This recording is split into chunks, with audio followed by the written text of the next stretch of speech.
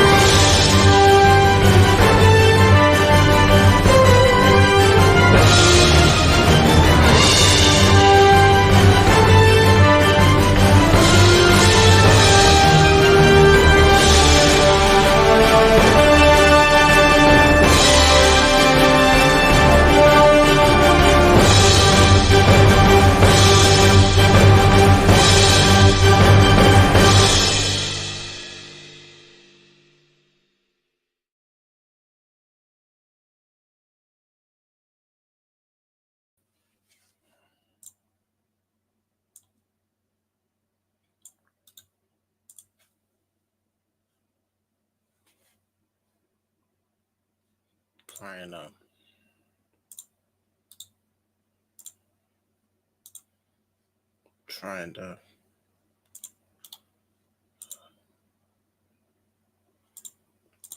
Hi everyone.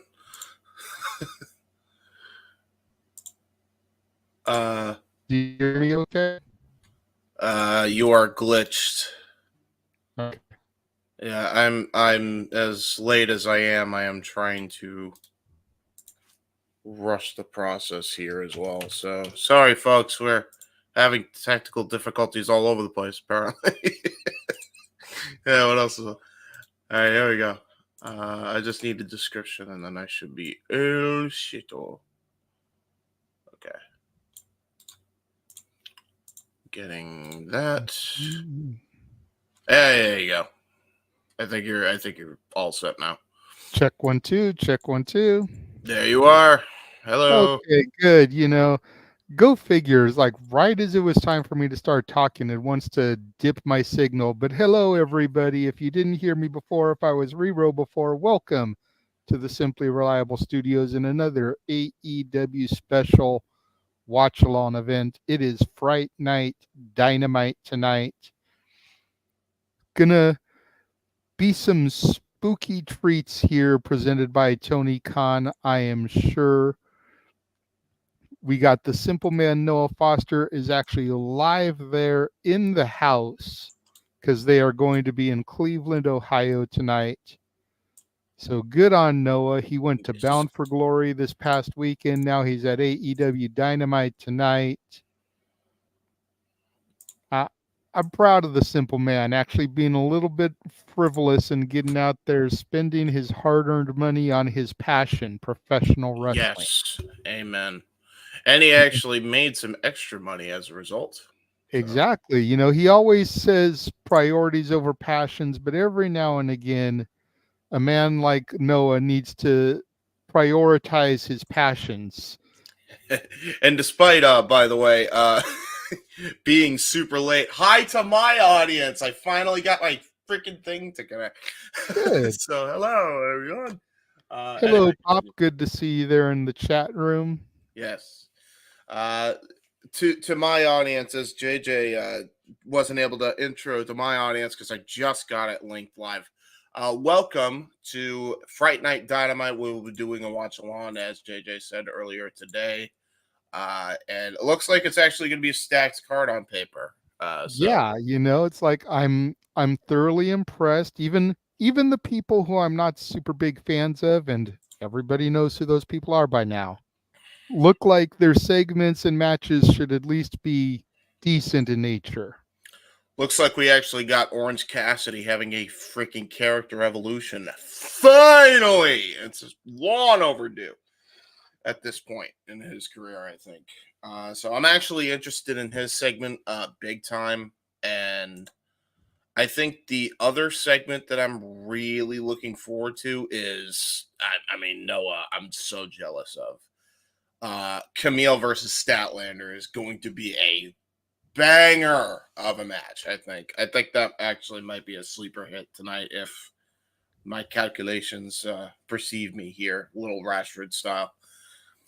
Yeah, definitely. I'm kind of jealous he gets to see that live also. Yeah. We'll Shelton get Benjamin too.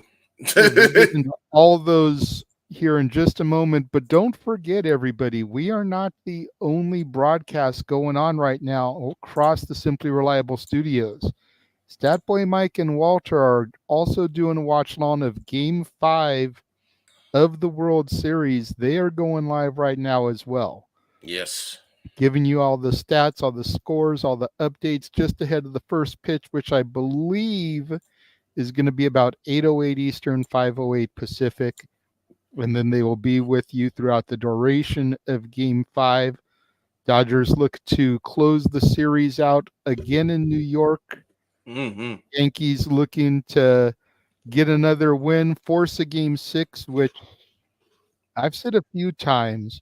If we can force a Game 6, not only does Game 6 come back to LA so the Dodgers can win it on home field, Yep. but it would have been Fernando Valenzuela's 64th birthday, and he passed away just prior to the series beginning. So Yeah, big deal. Take the series on his birthday would be like the ultimate chef's kiss. Really covering all things sports and entertainment, which has been the SRS staple even before the SRS was a thing. So there you go. Yeah. You were talking about this a moment ago, like you said, Orange Cassidy, he's looking to kind of evolve away from the bro type of gimmick, if you want to call it that. Yep. He's always kind of had that RVD dude, whatever type of personality to him. And this is a more serious RVD. This Orange Cassidy is RVD at One Night Stand, where he cut that shoot promo about how RVD used to say things other than dude and cool and whatever. Yep. Yeah, and I think in this case, he is very much going to be treated in the same light, but he's definitely going to be ramping it up slowly. I think the goal of the storyline that they're telling here seems to be a slow burning one. So I guess they're not entirely done with long-term storyline. Maybe they're trying to use the dirt sheets, finger on nose to throw people off the scent that they're telling week to week stories. So that way we're not seeing this coming. But if you're doing the slow burns like you are with people like Private Party and now Orange Cassidy, Darby Allin's going to be another one when he comes back. Those aspects of it definitely got me interested. I hope that we start getting bigger AEW names a part of this as well, like Will Ospreay, like Adam Cole and MJF having to coexist at some point, because everybody needs to band together against this force. If we're gonna take this as a company invasion, let's treat it like a company invasion at some point. I'm hoping. Definitely. But yeah, I'm really looking forward to the Orange Cassidy bit. If this means we're finally going to get an evolution of his character, I'm all for it. Also, if you could send me the thumbnail to my Facebook, that's about all I need on my live stream here. Gotcha. Give me just a moment. Yes. Thank you very much, sir. So, evolving, if you will, from the Orange Cassidy segment, we've also got a segment we're going to hear from the Hangman Adam Page. Yes. Figured we'd get the segments out of the way before we dive into the matches here. Yeah, it makes more sense. You know how I feel about the Hangman. So, what are your thoughts going forth on this segment? This is like kind of the opposite. I'm probably, as much as of a Hangman supporter I've been, I'm actually looking forward to this the least. And that's because, and I maintain this, and I think even Hangman detractors have even agreed with me on this. You had him being the most talked about guy, for better or for worse, after what happened at All Out, and it seems like he's kind of fallen back when it probably be the guy in the leading the pack. In fact, he probably should be a part of this faction with Moxley going on. He actually should probably be the front man of it, if we're being perfectly honest, with Moxley still leading, but not necessarily as the champion. And I say that because he literally fits the motif of what's going on with Moxley's group, and he is, kind of he's a former world champion. And if I'm building this group, maybe get the 4 world champions involved to freaking do a hostile takeover. That would definitely add intrigue along with who you already have. I don't know. Like it seems like they've cooled Hangman off significantly. There was obviously the strap match, which was not necessarily that much cooling off. It was actually a really good thing. But now we're in this Jay White feud, and he took a loss, and now we're just kind of running that back. So I'm just like, I'm just like this big nothing burger to me. All right, so I'm gonna try to be, neutral here. Yeah. Everybody out here that watches knows my feelings about Adam Page, but I'm gonna try to be neutral on this. You mentioned the fact that he should be part of Moxley's faction here. Yeah. I tend to disagree. At least initially. I can see everything you're saying. I see him fitting in well with Moxley's faction. Yeah. But I think, considering the fact that Kenny Omega is still out with the diverticulitis and we don't know when he's going to come back, at least in an in-ring role, I think that maybe Hangman needs to be touted the way that Austin was in the 2001 Invasion. So, like, where despite the fact that he's this angry, pissed off, F the world character right now, we need the Hangman to help AEW in this fight against Moxley. And then begrudgingly, Hangman joins Team AEW just to guzzle them and join the Invaders, like Austin joined the Alliance. I get you. Okay. Makes sense. Actually, that would probably be the best use of him. So does that mean he's not going to be... Because if you think about it, after WrestleMania 17 and Austin Rock with Austin's heel turn, Austin cooled down a little bit too. Right. Until the Invasion started. Yeah, that's and fair. Then it was like, we need the old Stone Cold back. So are you saying he's not going for the World Championship and he's instead going to go for the Continental Championship, you think, then? Because that would make the most sense in that regard, I think. If we're Continental or even TNT. If Mox is the face of the company, having Hangman be the face of the network is just as big of a middle finger to Tony Khan. Yeah, when you think about everything he did to try to keep the Warner Brothers Discovery deal. Yeah.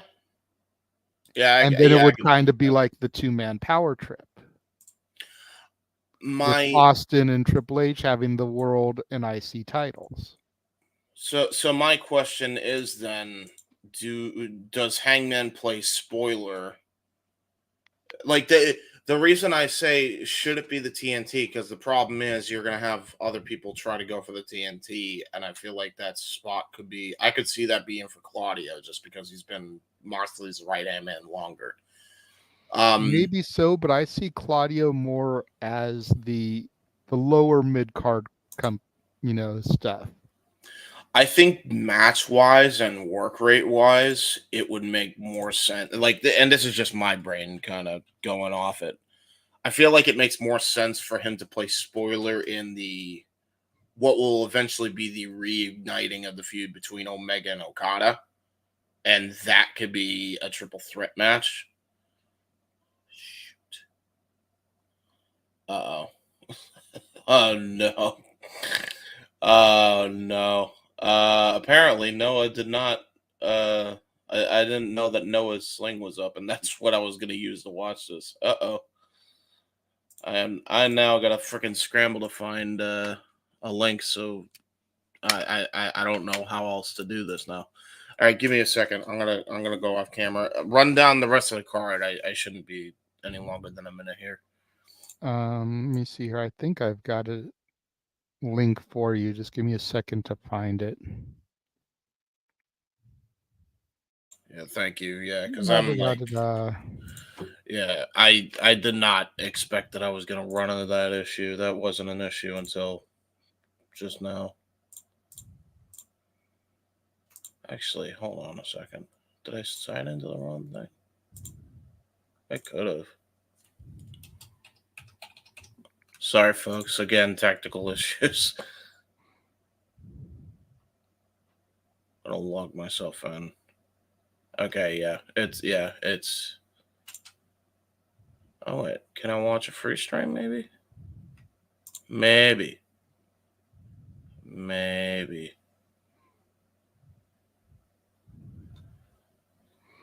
Yeah, that's what I was going to do, was send you one of those. Well, it's also, that might be what we have to do here, because I'm not. Which is fine. I can just pause my stream until you catch up to me. Yeah, that's unfortunately what we're going to have to do. I'm going to see if I can go to TNT. If I can, then we might not have an issue here. Well, let's move on with this while you try to work along that. Yes. This one really kind of intrigues me here. Adam Cole in his first match back, taking on Buddy Matthews, representing the House of Black. Now, on the surface here, one would think this should be an open and shut, easy victory for Adam Cole. And I'm not trying to undersell Buddy Matthews, but making his return back after all this time off, over a year, you would think they're going to hand Adam Cole the victory. Yep. But you've also got to figure that you've got the Undisputed Kingdom. Are they happy with the fact that Adam Cole wants to take this alone and go on this route, without any assistance, no help from them? You've got the House of Black lying around, Malachi Black and Brody Keene. And with this being the eve of All Hallows Eve, does the Dark Princess make her AEW return? Yep. Does Julia Hart get involved here somehow, some way? There's a lot of factors in this that I feel really kind of work to Buddy Matthews' favor here. Yeah. Again, you would think it would be open and shut. Adam Cole wins his first match back, but ...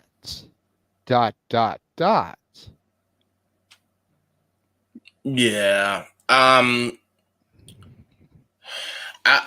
thinking that Adam Cole has to win, but I don't know. It feels really, really iffy what they're doing with this whole thing with him and MJF, and I feel like this is a weird, because it feels like this is an easy win for Cole, but maybe they do a whole thing where they realize the mistake and then they start making him the heel and MJF the baby face again, which would be odd. I mean, at some point, when the Moxley story goes further along, they're gonna have to put their differences aside anyway. Mm-hmm. So, I mean, you might as well just go back to the way it used to be. I mean, I know it. I know you wanted MJF as a heel because you thought the company is in desperate need of heels right now, but that only works if you don't have a bunch of crazy heels already on the thing. That's which true. You kind of already do now, like all across the board, up and down. Like your whole championship picture is full of heels, actually, now that I'm thinking about it. So, I would just turn them back to the roles they were before. Because at this point, I'm starting to feel bad for MJF as opposed to Adam Cole. I'm not going to lie. That's fair. Let me see here. We'll go ahead and go to this one next. We'll go to the women. Yes. Kamille, the Brick House, and Kris Statlander. Not counting the fabulous Moolah and her insane championship runs back in the day, which are contested. So let's not even go down that rabbit hole, but not even bringing those into contention. Kamille is the third longest NWA women's champion in history at 813 days. That is absurd. But Kris Statlander is the woman who defeated the longest reigning and inaugural TBS champion. She's the woman that defeated the undefeated. That handed that bitch not just her first, but her second loss. Yep. If anybody knows how to overcome these type of situations, it's Statlander. And as Noah would say proudly, Stat is where it's at. But again, Kamille has got her own boss bitch at ringside in the form of the CEO, Mercedes Moné. Stat doesn't have anybody anymore. Her and Willow had their squabble. They broke up. They went their separate ways. Granted, Stat's being a babyface now, and Willow is still a babyface. Could Willow and Stat have a reuniting here in order to kind of offset the Mercedes factor? Yeah, I mean, I feel like it's so odd because this is one of those turns that I'm super confused about. Like, there's a couple problems with this. Like, Willow was in the women's world title mix, and she lost the match against Statlander. Statlander was the heel. Now all of a sudden she's not. She dropped Stokely like a bad habit, and I'm over here like you didn't. Why didn't you even try with this heel run? Because it was actually going like really well too. That's the sad thing. Like, that match definitely kicked it off in the right direction, and then they're just like, nah. She got cheered it all out. Let's just turn her back. Huh? That's the thing, is like, people want to like Stat. And the only reason I've never been a full-on Stat supporter is because they always throw her up against the people I like more. Her against Jade. Her against Willow. Yeah, true. Give me Stat versus Mercedes, and I'm like Team Stat all day, every day. Yeah, true. Stat versus Athena, no disrespect to Athena. Stat versus Nyla Rose. Stat versus Mariah May. Stat versus Harley Cameron. I got her back against all these women.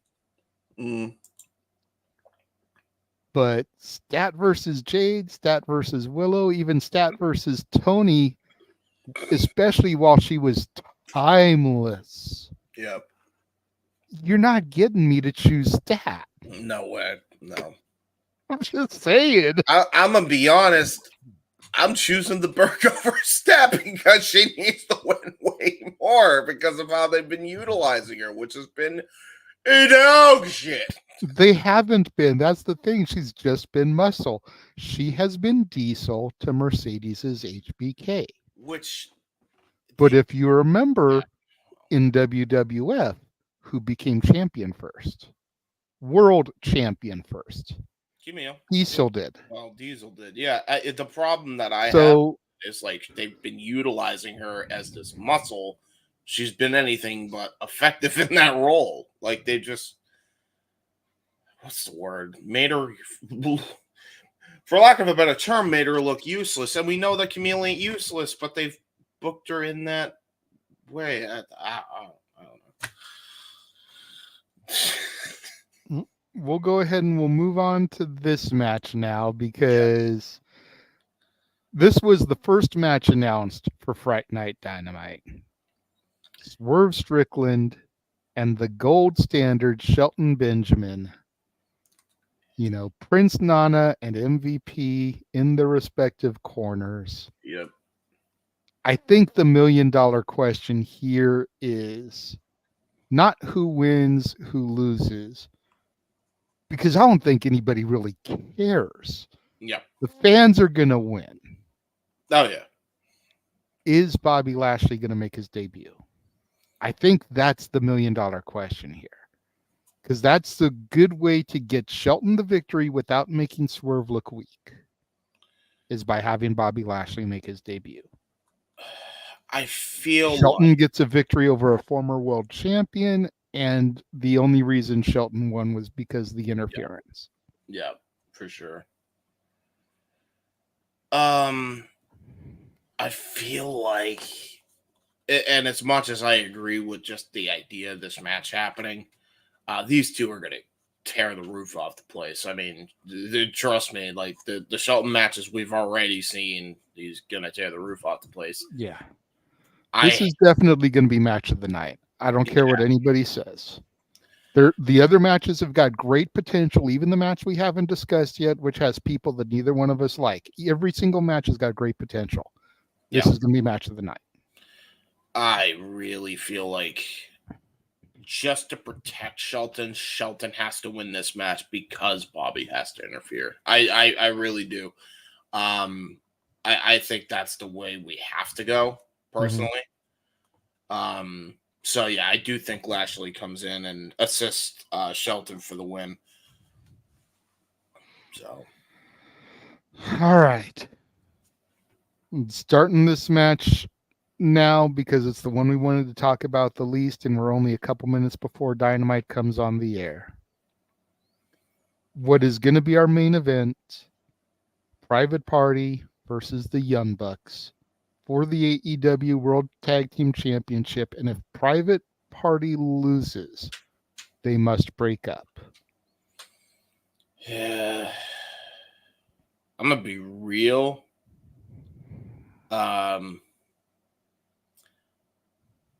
Either the Bucks have to be distracted and Private Party wins here, which I think would be super anticlimactic considering how much they built up the Young Bucks as these corporate heels, if you want to even call it that. Or you have to throw the match out like you did the last time you did a tag match with the Elite and just attack everybody in sight. Young Bucks, Private Party, everybody. Because this is literally the definition of booking yourself in a fucking corner. This match. I don't think, as much as AEW tried, they hot shotted this whole angle again with the Young Bucks and Private Party, way too quickly, and nobody believes that Private Party is gonna take the belts from the Young Bucks. And at this point, the only reason why anybody would give a shit is that finally the belts are off the Bucks now. But it's like, I'm of the belief that even with people I don't like, you have to make it make sense. And I just don't think this makes sense. So I'm leaning towards it either is getting thrown out or Private Party win via fuck finish just to, as much as, for lack of a better term, protect the Bucks suck here, because I don't know what else you do here. Here's my thing here.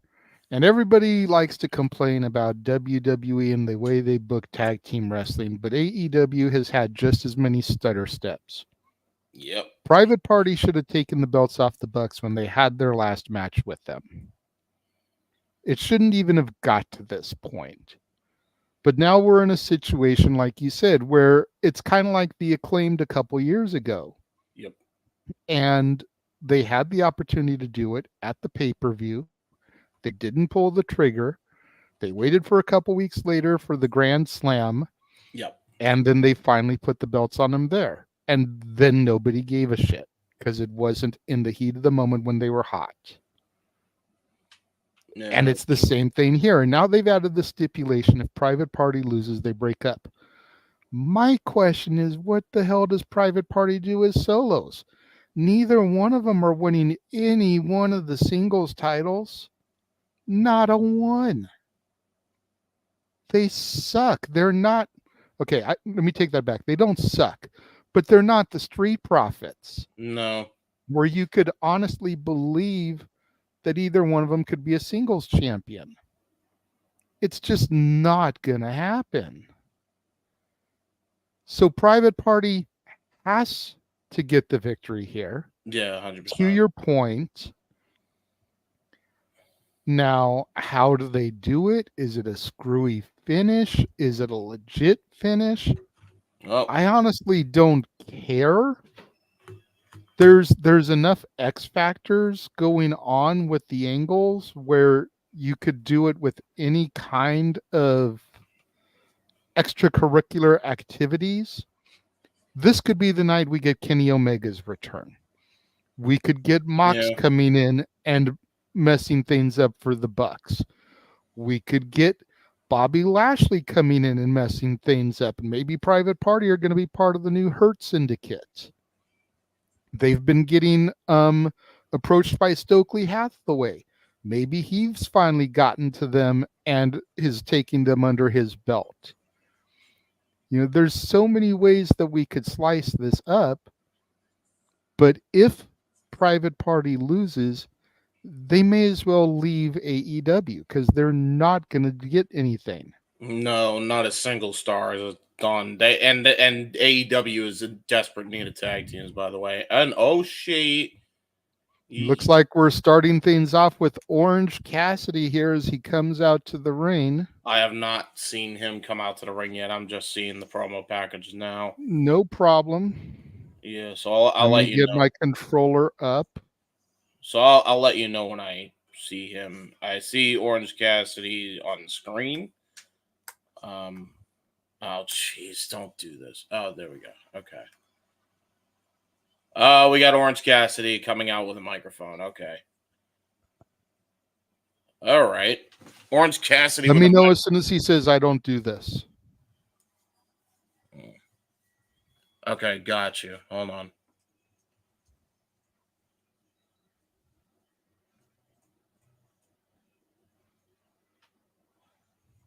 Freshly squeezed chance.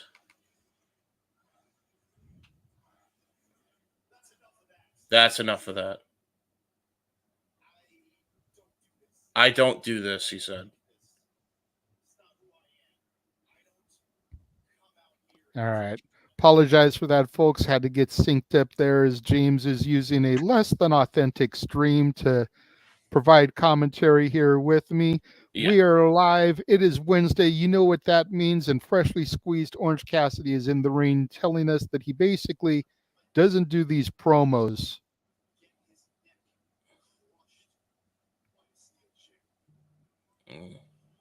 Watch his best friend get his neck crushed by a steel chair.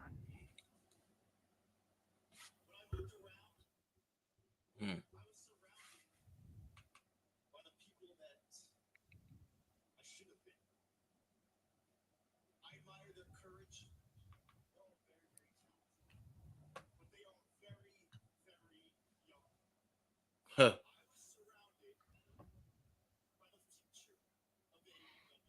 Said he was surrounded by the future of AEW when all that went down. Huh. Okay. Dude kind of looked like Cleaver. Right. They have no and idea. they had no idea the danger they're in. Yeah. They have no idea how dangerous Jon Moxley is. Kind of liking the dude's old school CMT hat behind Orange Cassidy there, not gonna lie. Yep. So he knew right then and there what he needed to do. Yeah, I'm gonna have issues all stream. It's gonna be one of these, isn't it? It's all good. Keep updating, I guess. Cassidy's saying Moxley doesn't need AEW. He never needed AEW. He needs AEW. Orange Cassidy doesn't exist without AEW. There's no me, no us without AEW.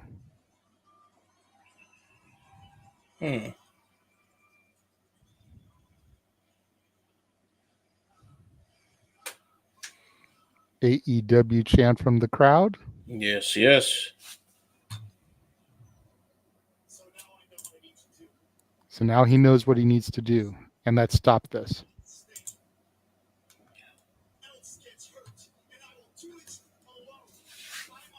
He will do it. He's saying he's going to make sure no one else gets hurt, and he's going to do it alone in order to protect everybody.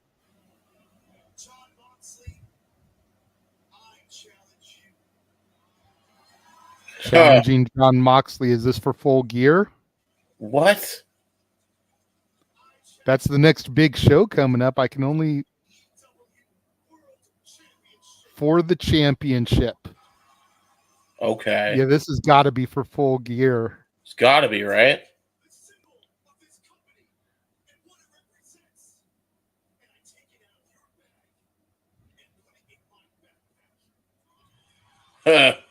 He wants to take the symbol of AEW and what it represents out of Moxley's bag and put it in his own backpack.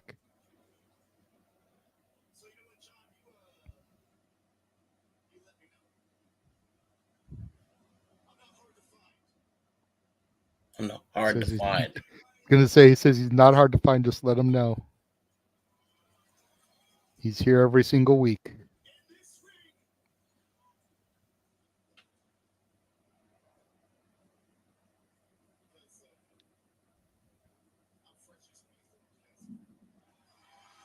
Wow.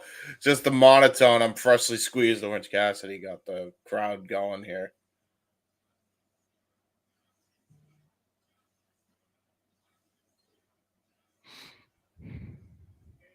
That was a good promo from Orange Cassidy. I'm the next AEW World Champion. Okay. I still don't need a catchphrase. No catchphrase needed. Okay. Little tribute there to a little Chris Candido with that. I kind of dig it. What the fuck is this?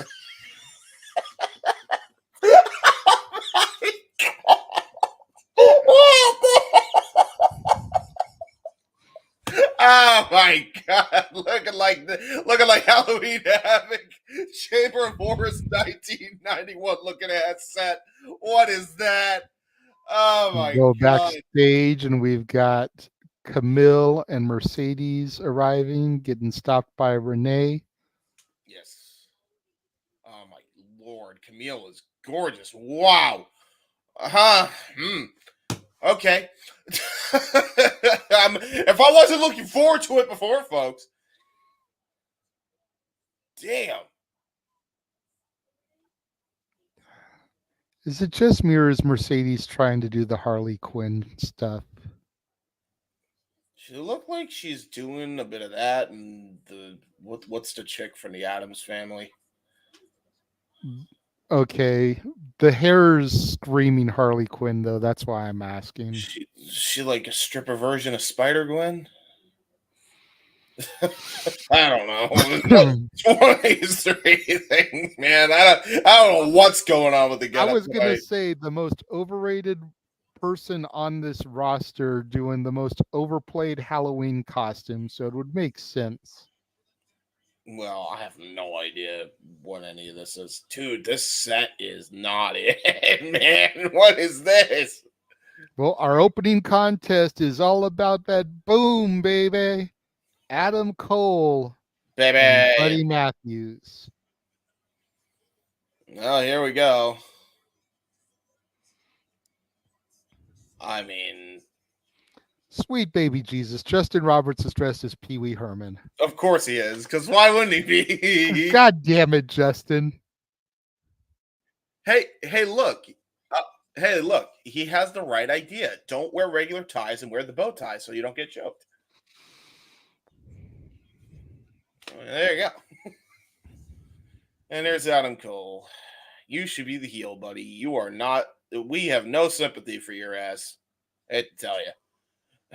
Boom. I mean, if we didn't already have bias for our scumbag in the multiverse, and we will still call him that, even though it's not a thing anymore, at least for now, damn it. We damn sure do after that explanation from Adam Cole. So I am fully on MJS bandwagon Adam here. Cole, baby. Nice. I'm just happy to be able to do that shit again. I don't even care. Yeah, I don't blame you. Adam Cole has the participation music. MJF doesn't really. And here we go with the House of Black. I got to do the gimmick now. I am in darkness. House of Black, please rise. Let's see what Halloween spooky scary sets ideas we has. I am looking forward to this as a match. I will say that much, just because of these two, the caliber of these two wrestlers alone. Well, yeah. I mean, you got to figure they know each other pretty well. Did they not spend time in the black and gold at the same time? Believe it or not, they did not. Really? Buddy Matthews was the secret of 205 Live. That was a gimmick for a while. He was actually the Cruiserweight champion, which was on the main roster at that point. It didn't make its way through NXT until 2019, later 2019. By that point, Buddy Matthews had lost the title to Tony Nese, so he was still firmly involved in the Cruiserweight division. Then he would get released. So Adam Cole and Buddy Matthews, I believe this is a first-time one-on-one matchup, and it is with two guys that are absolutely some of the best standouts in WWE in the last 20 years, and now we're getting it for the first time here on Fright Night Dynamite. That's crazy to think of. Well, bell rings for our opening contest, James. Bell rings were underway. And you got to imagine that this has definitely turned personal in a hurry, considering that Buddy Matthews decided to go the extra mile to call this man fragile. And I just realized the entrance is over, so I got to turn my shit off. Might as well. Oh, a handshake to start things off. At least a little bit of a sign of respect. Well, I mean, that's the thing. It seems like the motif of the House of Black here is we do give some respect, but you have to earn a lot more respect than just that. And I mean, we saw it with Brody King. We're now going to see it, I think, here with Buddy Matthews. It seems like each member of the House of Black lately been taking on more of a singles role and going for their own agendas here. And you got to wonder if that's either a sign of dissension or if that's a sign of unity here as they go for different opponents here. Another collar and elbow tie up, vicious collar and elbow tie up by both guys here. But, I mean, Adam Cole. If I'm being honest, I think it's a sign of the fact that Malachi Black is probably going back to WWE once the contract is over, and Tony Khan doesn't want to book him, just like he's not booking Ricky Starks. Yeah, and man, is that frustrating. Why would you why would you not utilize a talent like that? Why would you let him go? It is beyond me, especially considering that's like your best trio. I'm perplexed why you would let him go. Especially since the House of Black have proven that they don't need to just be stuck in a trio and they could go for other titles. Nice shoulder tackle. Buddy Matthews has at least 20 pounds over on Adam Cole. Tries to bounce off the ropes. Adam Cole ducks down. Nice side step there. Goes for a headlock takeover. Adam Cole gets pushed off the ropes. the strength of Buddy Matthews is going to be the story of this matchup here. Just absolutely, he's just become a battering ram. Adam Cole trying to trade the shoulder tackles, but a nice side headlock. Gets transitioned into a head scissors. Oh, Buddy Matthews almost got cut. Yep. He almost got caught with a super kick there, JJ, but Adam Cole peeled back a little bit too quick. A little fake out action there. I'm wondering where Noah's sitting because I see a guy that looks like it might be him right there behind where the ring buckle is. Mm. You know, it looks like he's wearing his denim outfit that we used for a while in some of his intro video. Yeah, the Orange Cassidy fit. Yeah, the Noah Cassidy. Yeah. Puts him into the corner. Nice duck out of the way by Buddy Matthews. Gets face first into the turnbuckle. Adam Cole gets launched over to the apron. Oh, careful there, Adam Cole. Jesus, Adam. Hopefully it's not too serious. Hopefully he's just faking. Adam Cole, crafty competitor. He could be trying to lure Buddy Matthews out of his game, thinking he's more injured than he truly is. Saw Kyle O'Reilly in the back watching on. Yeah, and it's a weird thing, as it seems like the conglomeration is barely doing much of anything. I don't even know if they're a group anymore, considering that Orange Cassidy City's doing his own thing. He'll be doing when he challenges Jon Moxley. Oh, PK by Buddy Matthews. And it's good. Field goal. We have Orange Cassidy challenging Jon Moxley. It's seemingly by himself. No help from the conglomeration. We go to restaurant quality picture-in-picture. We have television. Exactly. We have we have like this whole thing with Kyle O'Reilly wanting to go back with his boys, it seems. You almost gotta wonder here, like, what's the end goal with the conglomeration? Is there even an end goal? Is everybody just separated from that group? Is it just silently killed? Which I'm kind of sad if it is, because I actually really liked what they were cooking up there, but I get why it was getting a lot of complaints because Tony overexposed them like he does most things.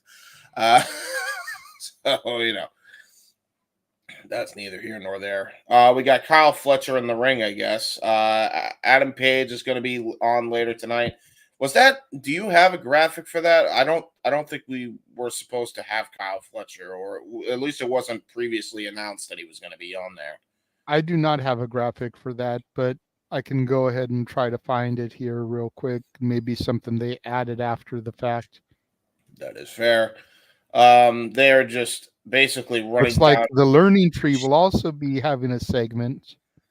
I cannot believe he's a 9-time world champion. I can't believe he won the world title. I still can't believe that many people still hate on Jericho. I think the Learning Tree is hilarious. I do too, but I mean, at least they got something for Jericho to do, but it seems like he gets a lot of complaints. I feel like people complain because this is like, this is one of those things I don't get, as Buddy Matthews applies a vicious sleeper hold to Adam Cole here. I always thought that Jericho was, everybody's like, well, this gimmick sucks. It's like, what's different from this gimmick to compare to the gimmick he did in WCW when he turned heel the first time? Right. It's literally the same gimmick. It's just rebranded. Yeah, there's no graphic out. This must be something they added last minute. I just went to AEW's X and AEW on TV.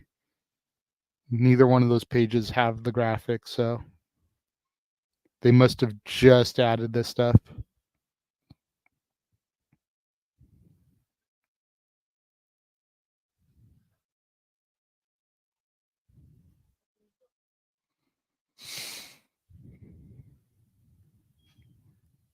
Buddy Matthews climbing up here. Got some ill intentions for Adam Cole, baby.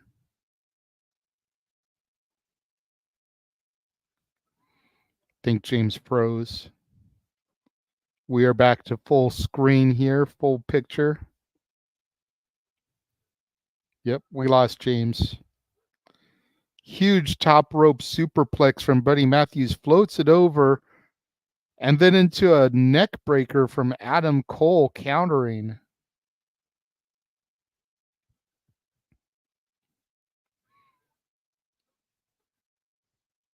Take a look at it again here in a replay. Again, beautiful vertical suplex, floated over, and then Cole countered into a neck breaker over his knee.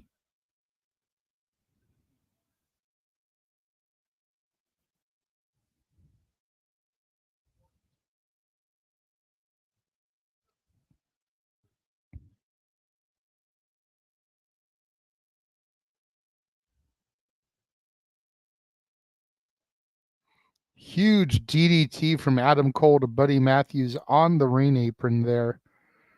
Both men on the outside, on the mats out on the outside floor. Getting word from James.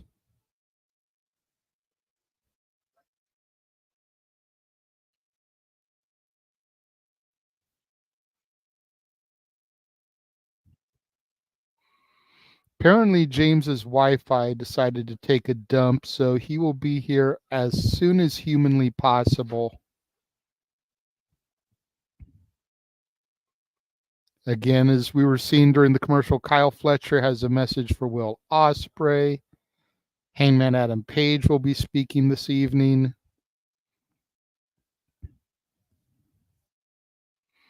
Adam Cole in for a 2 count. Buddy Matthews kicks out. Kamille will take on Kris Statlander.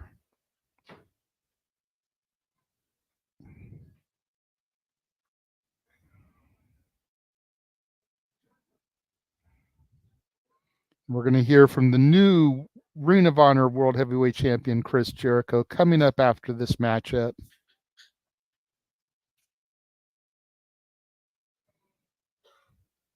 Adam Cole perched up on the top rope. Goes for the Panama Sunrise, but Buddy Matthews able to counter. Cole slides down the back, goes for a roll through. Buddy Matthews grabs the leg and just twerks it there on the ring apron. Of course, we saw Adam Cole possibly re-injure that leg that he was already out of action for 14 months with. Oh my fucking God, man. We're just going to have all night. It's okay, James. Just calm down. I've been trying to handle it. Buddy Matthews going back to that ankle now, just stomping his ankle on the steel stairs there. Jesus. Cole collapsing to the outside, grabbing his knee. And again, Cole was out of action for 14 months. This is not good. No, that is not Noah as Orange Cassidy right there. Just got a good close-up view of it. Nope. Definitely. That is not Noah Cassidy. Yeah, so Adam Cole getting stomped, like literally got his leg curb stomped into the steps. That's what it came back to. And I mean, as to your point, JJ, he had like a freak accident foot injury. He twisted on it wrong when he hopped off that stage all that time ago, and now Buddy Matthews has seen a bullseye target and has absolutely utilized it to his advantage here. Yep, medical down there checking on Adam Cole. Now, at the beginning, we were talking about how Buddy Matthews has been calling Adam Cole fragile. Does this just prove a point? Adam Cole once again injured, his first match back. Seemingly, he's been re-injured. Buddy Matthews on the microphone now. When the going gets tough, you just run away, he says.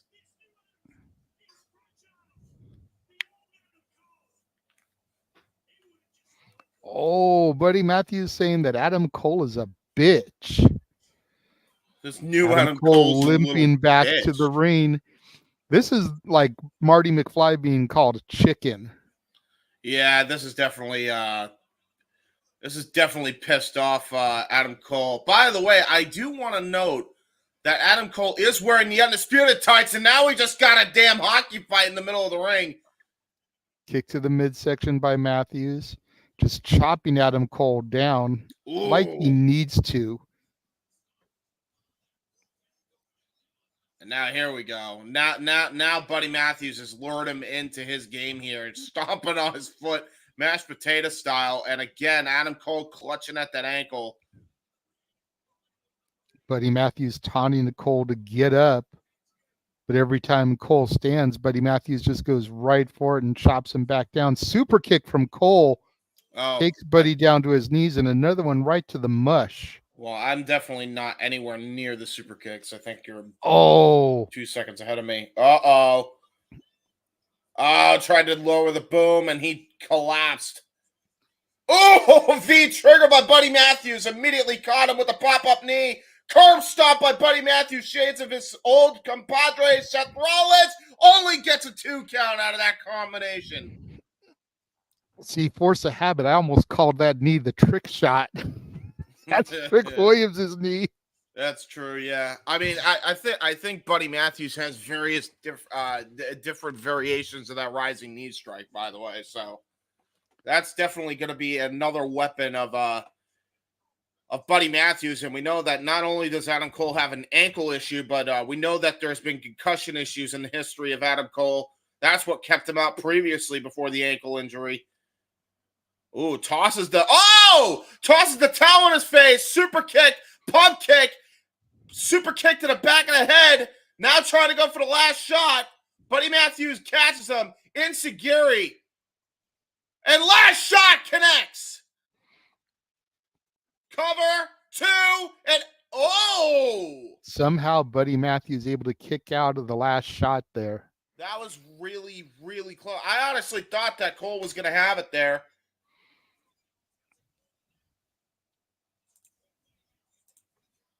Adam Cole getting set up in the corner. I think he's going to look for the Panama Sunrise here. I don't know how smart this is, considering that this is exactly how he injured his leg. Oh, Jesus. Got caught with a knee. Oh, no. Buckle bomb. Got it. Curb stop again. Got all of it. Holy shit. But he kicks out after a 1. Adam Cole starting to hulk up, brother. Said that loss doesn't work for me. No, it don't. Oh, shit. And now we got MJF watching from home. Just random inserted video. What a fucking... Why does he have an HD camera setup like this dude's streaming? And now a super kick to Buddy Matthews. Going for a Panama Sunrise. Connect. Got all of it. But Buddy Matthews wisely, instinctively rolls to the outside. Adam Cole can't capitalize. Yeah, and look at the way he... Oh, wait a minute. Look at that. Going for the Panama Sunrise to the outside. God, Jesus. but how smart was that? All that way to Buddy Matthews landing the way it did, that could have injured Adam Cole's tailbone if it didn't completely jam Buddy's head and neck. It could have re-injured that ankle as well that he just got some life back in, by the way. But doesn't matter because he got the last shot, and I think you can count to 100. There's 2, and Adam Cole gets the win. Wow. None of the outside factors that we were counting on played a role in here. No. House of Black stayed out of it. There was no Undisputed Kingdom. Kyle O'Reilly backstage showing his approval, kind of nodding his head at Adam Cole there. Yeah, he's got a conglomeration t-shirt on, but, you know, it's only a matter of time before he, from the looks of it, joins the Undisputed Kingdom at this rate. And now here we go. We got the microwave. Oh, microphone. Microwave. Hey, you know what? You've got technical botches. I got mush-mouthed. There you go. Perfect.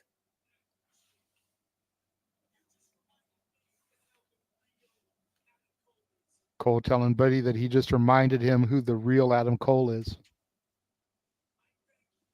And for that, I thank you. All right. Nice show of respect between these guys. It seems like the House of Black are just... It seems weird. Are they putting people over because they're going... Oh, there's the lights out.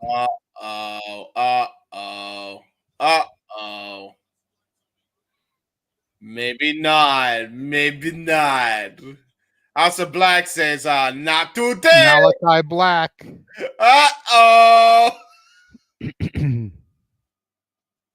Ooh. Still a handshake, though. Oh, wait a minute, though. Usually a black mist follows. No. Legitimately just a nice stare down. Maybe a show of respect by Malachi as well. Could we be getting a little takeover revisitation here with Adam Cole and Malachi Black? Don't know. Nonetheless, fantastic opening contest. Shenanigans notwithstanding here. I love, man, Malachi looks immaculate in that trip, by the way. I'm just saying. Backstage now, Renee with Private Party and the Fallen Angel, Christopher Daniels. Hey, it's Adam Pearce. Oh, wait, wrong show. Hush. You leave the Fallen Angel alone, god damn it. I am just pointing it how I see it. Monday Night Raw has a bald-headed figurehead, and now we got the same thing on Dynamite. I'm just saying. And he's wearing a red shirt and tie.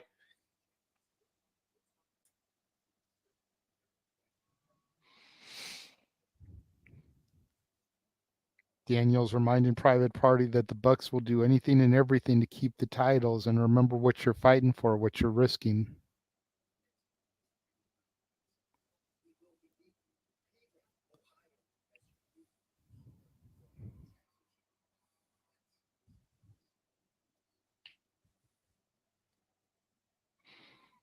I don't know about I that, love man. Chris, but he does not have enough soul to be doing one of those No. handshakes. Dude, that was the most He awkward looks like he thing botched it. I've ever seen. Dude, you know what the sad part is? He had more soul in TNA when he would do that with Frankie Kazarian. There is a grave there that says Hooks Chips. Dude, this is some freaking Stokely Halloween was Havoc here. ass set, bro. What is this BS? Why is there screwed up pumpkins? I swear those pumpkins don't look kosher. Like there's mold on them or something. Talk to Logan Paul. Maybe he could get that for his next Lunch League collab. Moldy pumpkin. God damn it. Well, while AEW is on a full commercial, it would behoove us to run our commercial and remind everybody all the events that we've got coming up here across the Simply Reliable studios, not just wrestling, but mixed martial arts as well. And now for a taste of things to come.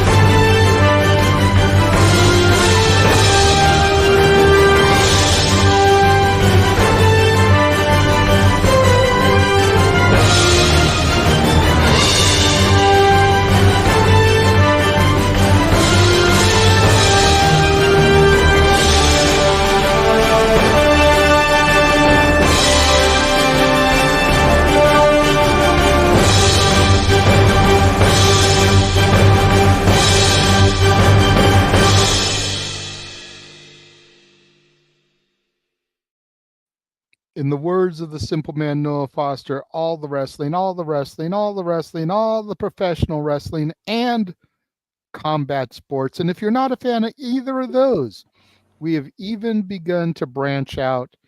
And as we speak, Statboy Mike is covering Game 5 of the World Series, along with Walter Cruz, Mr. Reliable, across the Simply Reliable Studios channels.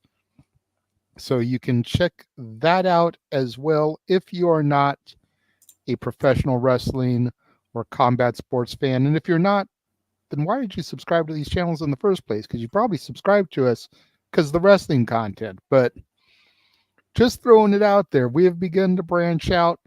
World Series coverage. I believe the next major thing will be the Super Bowl. And then, of course, we'll have Stanley Cup playoffs in April, NBA playoffs in April. Maybe we'll do the Rose Bowl and those things, the BCS championship for New Year's. We got Adam Cole back in the trainer's room, Undisputed Kingdom with him. Wow, I am nowhere near that. I don't know what happened there, but I am nowhere near that. I'm still on some Vibe commercial. Cole saying to address the elephant in the room. The ankle's not what it used to be.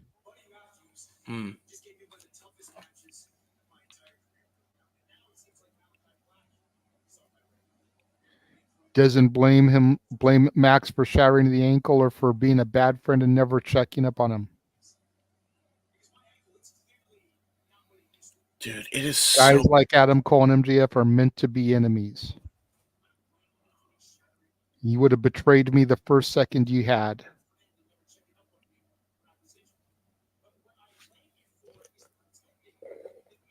Look at what MJF did to Wardlow, to Sammy Guevara, to Daniel Garcia, all during his tenure here.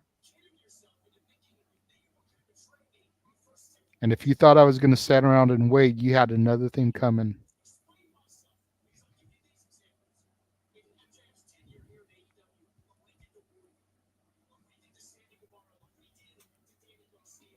Saying that what they did to MJF needed to happen. When Adam Cole about the locker room and the fans.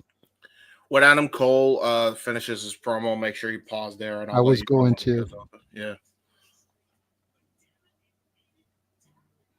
Swear to God, with every fiber of my being, I'm going to get their hands on Max at Full Gear and be happy to teach them another lesson.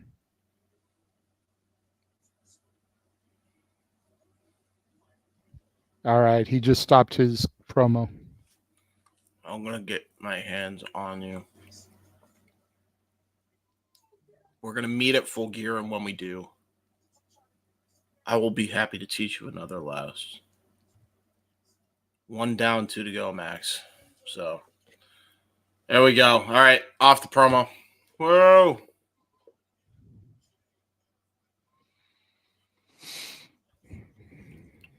And now, oh, Jibbis. Oh, Lord. Bro. This ain't the look, Fletcher. I'm sorry, bro. Bro coming out here looking like he's Aaron Rift. I'm curious what's going on here because they had announced that Jericho was going to be next after that match, and they're going with Kyle Fletcher instead. Maybe the two are going to connect somehow. Bro, he looks so much like Aaron Rift. It's actually scary.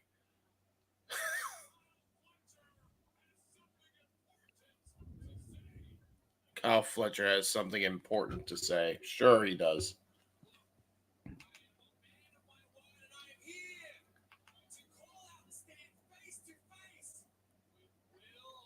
He wants to call Will Ospreay out, stand face to face with him.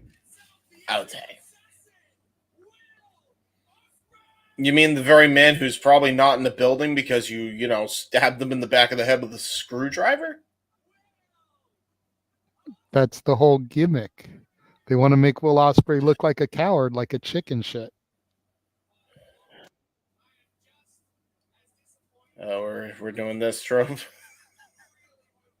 not the first time that it's been done in wrestling. Oh, well, wait a minute. Uh-oh.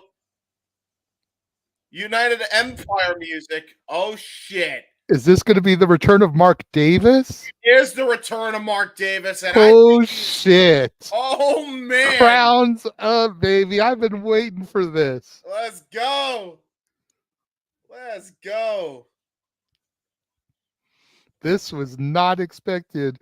Why does Kyle Fletcher look like he could be Callus's son, dude? Oh no! Oh, Mark Davis does not want any part of him.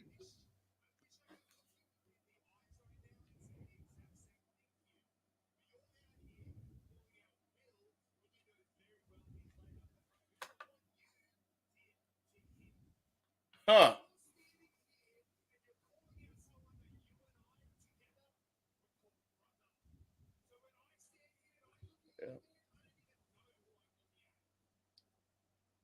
Mark Davis saying he doesn't even know who he's looking at anymore.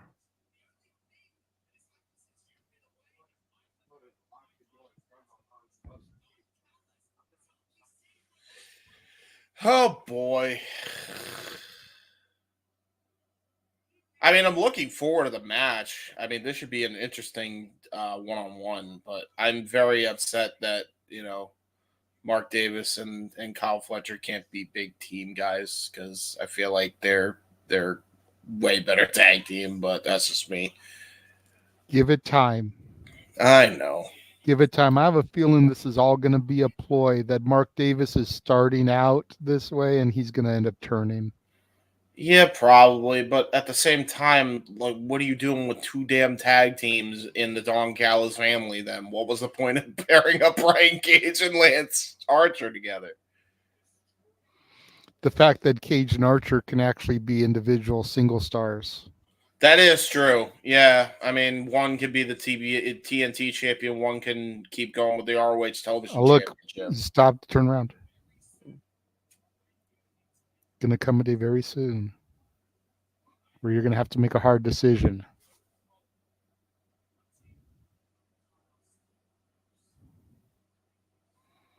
And he's proven before he's got no problem cutting those close to him. I think you got problems. I think that's what you got. I think you got problems, and I think Don Callis is your problem. I think you need to get rid of Don Callis. You're looking like a bootleg Aaron Rift looking ass, coming out here trying to look cool with your sunglasses and the Don Callis, when reality, like, Dom Mysterio could, like, whoop your ass, dude. And this is like Cuckboy Dom before, he actually grew a set and actually started assaulting people with pipes. I'm still pissed he did that, by the way. How dare you?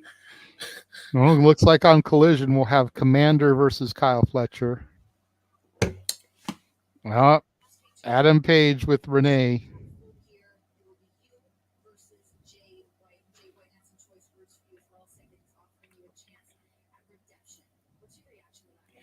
Oh, friggin' chance of redemption.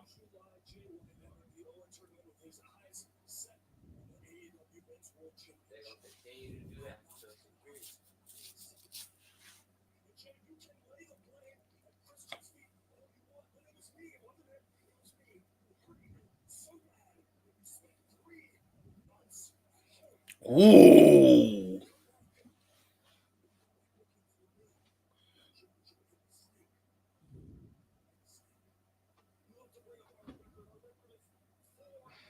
Four and one, he says.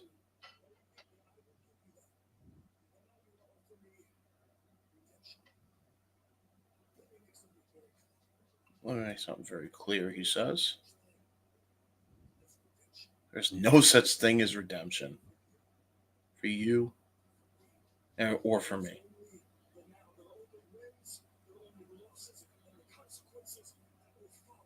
There are only wins and losses and the consequences that will follow.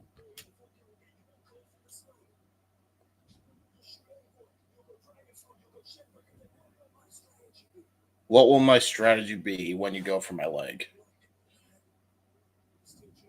You hit me in the head with a steel chair? Will I strangle you while your friends watch? Huh. Dude, he fucking scares me when he talks like this, man. I ain't gonna hold you. It scares the shit out of me. I ain't trying to fuck with Adam. I don't care. I'm sorry. I don't want to. Like, I know this is an act, and I know he's probably like a good guy IRL backstage at least. But like, I ain't trying to fuck with this dude. I ain't trying to piss him off on a bad day, man. I'm running for the hills when he's like this. Well, at Full Gear, it will be Switchblade Jay White going one-on-one with the Hangman Adam Page. Yeah, and to his point, he's the one that actually attacked. Oh shit! He's the one that left the Jay White on the sighting. shelf. By the way, yeah, there's it's a with whole Superman. Sighting. We got the whole And Blackpool there's Combat Club Mox here. and Shafir. Yep. Did they just arrive into the arena? I mean, we got a crazy looking Wheeler Yuta, by the way. What a hell of a promo and segment, by the way, on Collision. I don't know if anybody got to see it because I know not a lot of people watch Collision. But I did get a chance to see a clip on Twitter. It was a segment between Nigel and Wheeler Yuta, and Wheeler Yuta actually gave somewhat of an explanation as opposed to fucking riddles like Moxley's doing. So yeah, we got words that are actually sensical and make sense. Woo! Jump for joy, everyone. One's in the chat for sense and logic. It's prevailed. Wheeler Yuta made it happen, of all people. Who would have thought? Yeah, right? Dude, it was actually a really good segment. I'm not gonna lie. When you get a chance, JJ, definitely go out of your way to watch it because it was probably Wheeler Yuta's best shit on the mic in a long time. I mean, it helps that it was in a setting that was intimate and it was with Nigel. It was awesome. It was very good. So yeah, very good. I am now seeing a boost thing, so that's great. And again, for those of you that want to, go ahead and check out Statboy and Walter doing Game 5 of the World Series. You can always come back and check us out once we come back from commercial. Should we say hi to them on our stream and do the little... No, because Mikey wouldn't know what the hell we're doing or how to do it. That's actually fair. Well, for those of you watching, it is currently 4-0 in the bottom of the second. Yankees are up, so. Ooh, wow. Okay. That is fair. The Temu NWO. Not everything's a Temu this and a Temu that. I don't even think they're trying to be the NWO, by the way, because, if they were trying to be the NWO, then, somebody's got to be the Virgil, and I don't think anybody's the Virgil in this group yet. What are they the Temu version of? I don't know. I don't think they're the Temu version of anybody. I think they're just them. I think they're very scary and very violent people. I don't like it. And now I'm seeing KFC on my screen. I'm hungry! Right? Oh, no.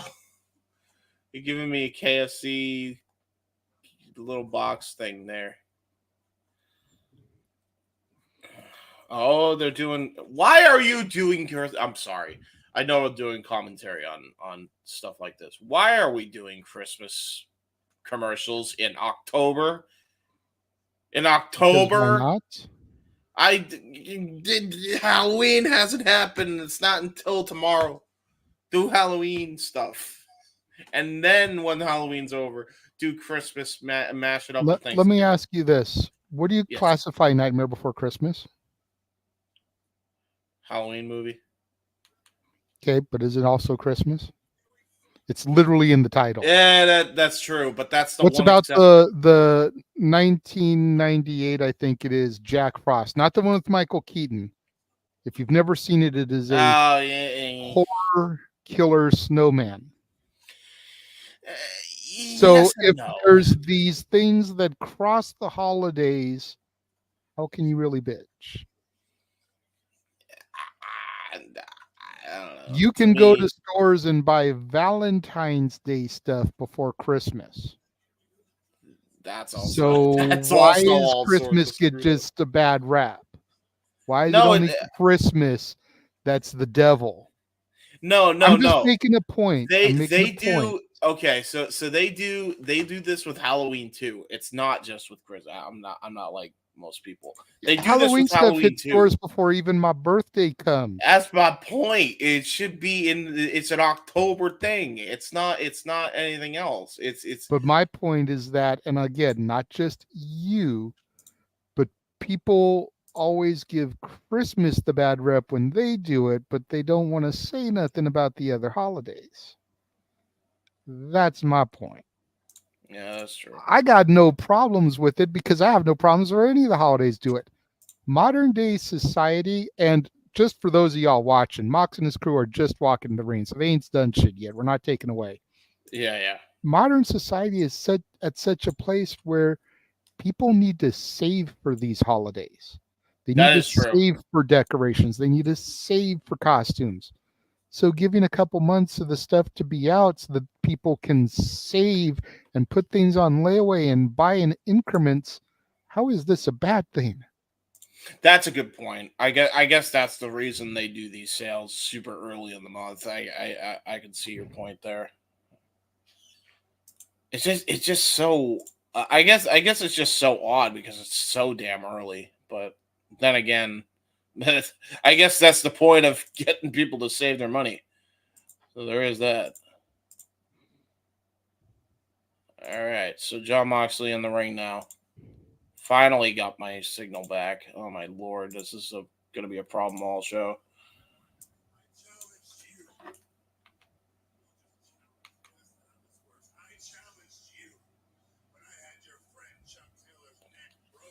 I challenged you, he said. When I broke your friend's neck,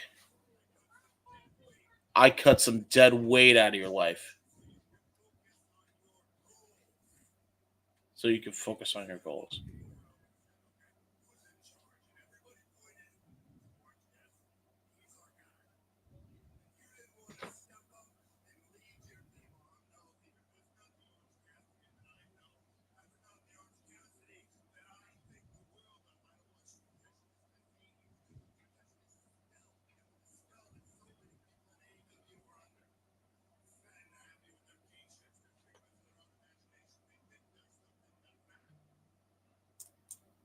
Seems like a shoot every time Moxley speaks. I'm sorry we're very silent on this, but every time it's like we're trying to digest what Moxley said, and it's like a damn shoot every time. But that's good. I like that. I do too. I like the fact that the lines have been blurred to the point where you don't really know what is real and what is scripted. And you know it's not Tony Khan writing it. No disrespect intended. Because if he had wanted to do this, he could have done it at the jump when he started signing all the WWE talents. Yeah, true. You know there's got to be someone deeper, whether it's somebody stepping up to write that hasn't written before, like Bryan Danielson now that his career is over. Now, whether it's Sting or whether it's, as everyone assumes, a Shane McMahon that's plotting his trade and, throwing this stuff in there because of all the years spent under, bad pun intended, the learning tree of his father, Vince Russo, Ed Ferrara, Richard. Hey, yo, hold that thought, JJ, because they're using Wheeler Yuta as a hostage here, almost to try and lure in Orange Cassidy. They used Yuta. Oh, Jesus. You're ahead of me now. They just grabbed him. Yeah, okay. All right. It's okay, though. It's okay. I can always fast forward because I've paused enough times. Yeah, I was about to say, I can pause on my end also. So Sweet Jesus. They've got a chair around his neck. They're laying him flat on the ground. Yep. That was a ploy. But to be fair, Yuta never fit. He's not an ex-WWE guy. Here comes Orange Cassidy. And it was a damn setup, by the way, because look at who immediately popped right back up.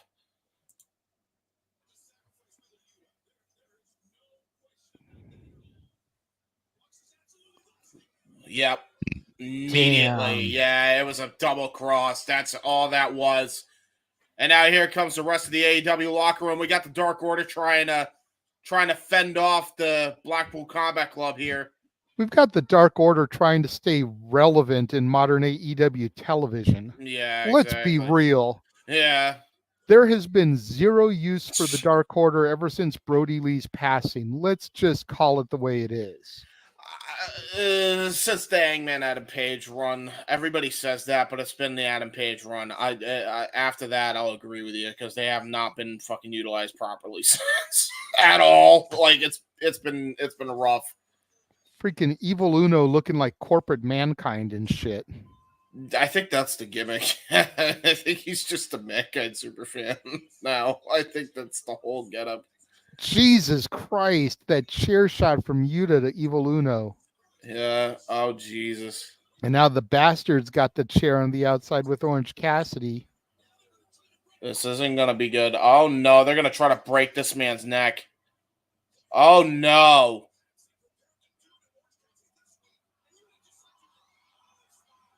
Oh! Darby Allin just repelled in from the rafters, Steen style. And here we go. Darby Allin going right after Claudio Castagnoli brutalizing. Uh-oh. Sweet Jesus, the table collapsed for no reason. God damn it. Oh, no. Dude. AEW is doing some of the best storylines they've done, like, ever. And then they have that shit happen, which just kills the moment. Yeah, it did. And now we finally got a fighting chance for the Dark Order and company because Darby Allin repelled from the ceiling, evening up the numbers. Oh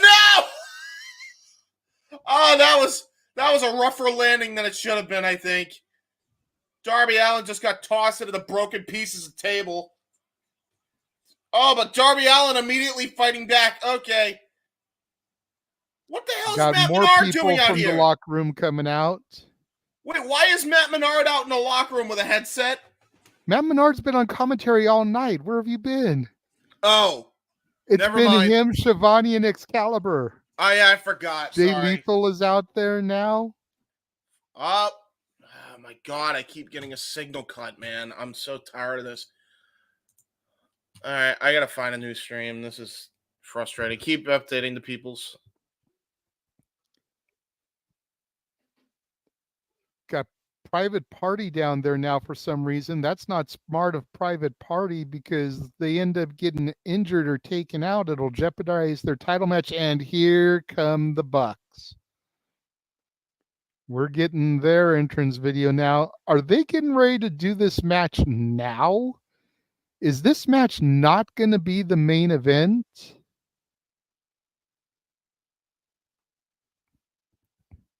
Oh, Jesus. Well, they're in their gear. They've got their titles. It looks like we're going to have this match right now, James, to kick off the second hour. The Bucks and Private Party, as Matthew likes to call them, Rod and Todd Flanders. That's exactly what they are. Taking on the Wish version of Angelo Dawkins and Montez Ford. Oh, great. That makes it even better. Oh, my Lord. I'm trying so hard to get a damn signal. I'm so tired of this. I mean, I'm sorry if you can't see it now, but tell me Isaiah is not the Wish version of Montez Ford. Exactly. More athletic. Exactly. More athletic, but yes. And then that makes Quinn Dawkins by default. No, I was going to say Quinn's more the... I would say Quinn is probably more of the... Montez Ford just because he's got hops, and Isaiah Cassidy is more the Angelo Dawkins because he doesn't. Yeah. They're showing the graphics for the belts, James. We're having this match now. This should have been the main event. Referee Rick Knox holding the belts up in the air. Yes, we are. I mean, and yeah, everybody's in their gear to be fair, so I guess we're gonna just start this right away. So here we go. I guess we're gonna have a good call, huh, JJ? Let me think about it. Nope.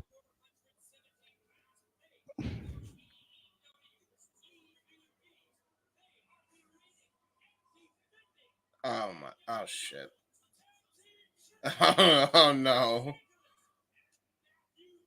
No. I've just been done.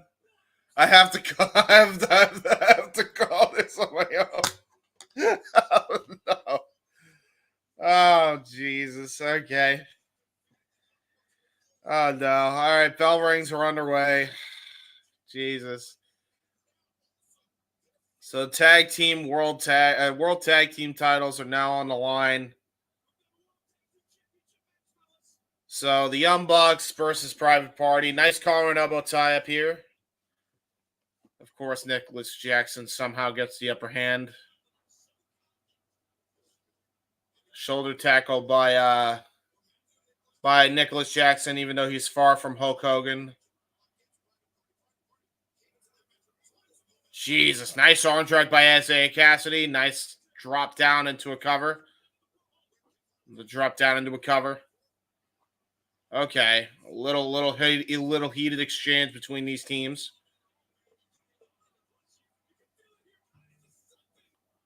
Nice blind tag there by Matt Jackson. Isaiah Cassidy getting kicked into the gut. I don't think Isaiah realizes it. Nicholas Jackson getting saved. Leapfrog drop kick combination by the Young Bucks. God, those outfits are fucking horrific. Looking like the flying Elvises out here. As Isaiah Cassidy gets pummeled here in the corner. Much to my dismay, because I'd rather Private Party than the Bucks, just because it's anybody but the Bucks at this point. And I ain't even that happy about Timu Street Profits either, but I'd rather this than freaking Young Bucks. Tag in to Nicholas Jackson. Ron and Todd Flanders looking ass. Freaking bro looking like Thing 1 and Thing 2 looking ass. Trying to go for a double team move as Isaiah Cassidy moves out of the way. Nice evade. Nice Eddie Guerrero shout there with a double Hurricane Rana and followed up by Mark Crin. That was a head scissor arm drag combination by Isaiah Cassidy. Little shout out to Latino Heat. So that was pretty cool. I got to respect that. And now it looks like we're going to go for a little poetry in motion for the trust fall dive. And Isaiah Cassidy and Mark Quinn on a roll. And you got to imagine after a dive, because this is typical of AEW, we go to restaurant quality, picture-in-picture F television. Maybe not. I'm not sure. Maybe the whole thing got screwed up because of the whole Blackpool Combat Club getting thwarted. Nobody knows what's going on anymore. And I just got a signal. Cut! Perfect timing. Well, it's picture-in-picture for my end of things, at least, while I try to re-get a freaking signal that doesn't just die on me. Hello? Hello? Hello? Hello? Hello? Am I on live? Am I online? All right, there we go. Annoying. Nope. Oh, my God. I'm getting fucking so frustrated with this. Dude, this is... so much for that. I'm trying... This is just not going to work, is it? This is going to be a problem. I'm trying to play the gimmick, and you got to go mess it up. I know. Bring me in here off the hot tag. Yeah. Quinn jaw-jacking behind Matt Jackson there. Ring Bill accidentally takes out Cassidy. Miscommunication, and Quinn has just laid out his boy. You know what? Matt Jackson now sends Quinn into the steel stairs. And here comes Brother Nick with a PK taking out Quinn on the outside. I like the Flying Elvis's reference, though. I get that reference. Appreciate it, yeah. I'm going to try to get... I'm going to have no choice. I'm sorry, Noah. Like, I have no other way to do this. If I need to, I'll pay him back later. But at this point, Nick Jackson just jaw-jacking Quinn inside the ring now. Fists of fury to the forehead and face. While Matt has got Isaiah on the outside. Zay has been cut open, bleeding from the forehead. Now Quinn sent to the turnbuckle pads, Cassidy into the steel stairs. You got to figure the way the Bucks are dominating this, that means Private Party's going to eventually turn the tables of the match. The Bucks are just being way too dominant at this point.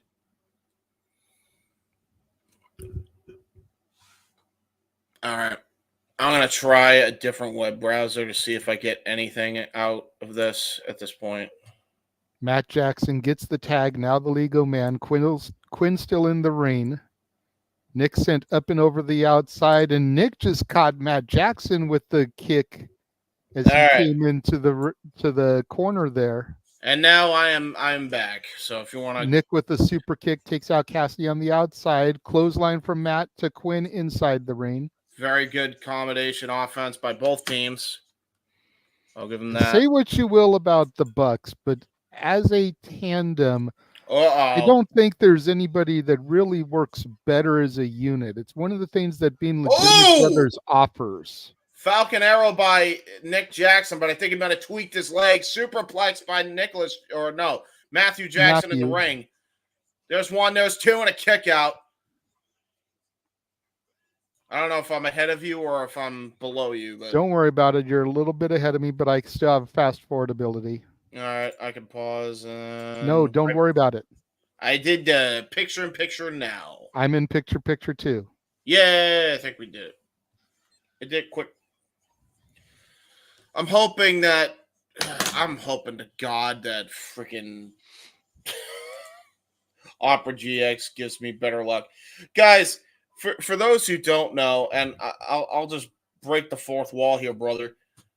We were supposed to do a gimmick where JJ leaves me to call this match by myself.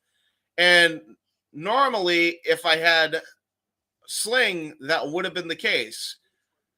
But because we did not talk to Noah ahead of time to re-up his subscription to Sling before he left for being at the show live, that has basically been rendered impossible. So we're just going to do it as we normally fucking would at this point because we tried. At least we got, a 5 minutes of it at least. At least we got the little highlight there before it went completely kaput.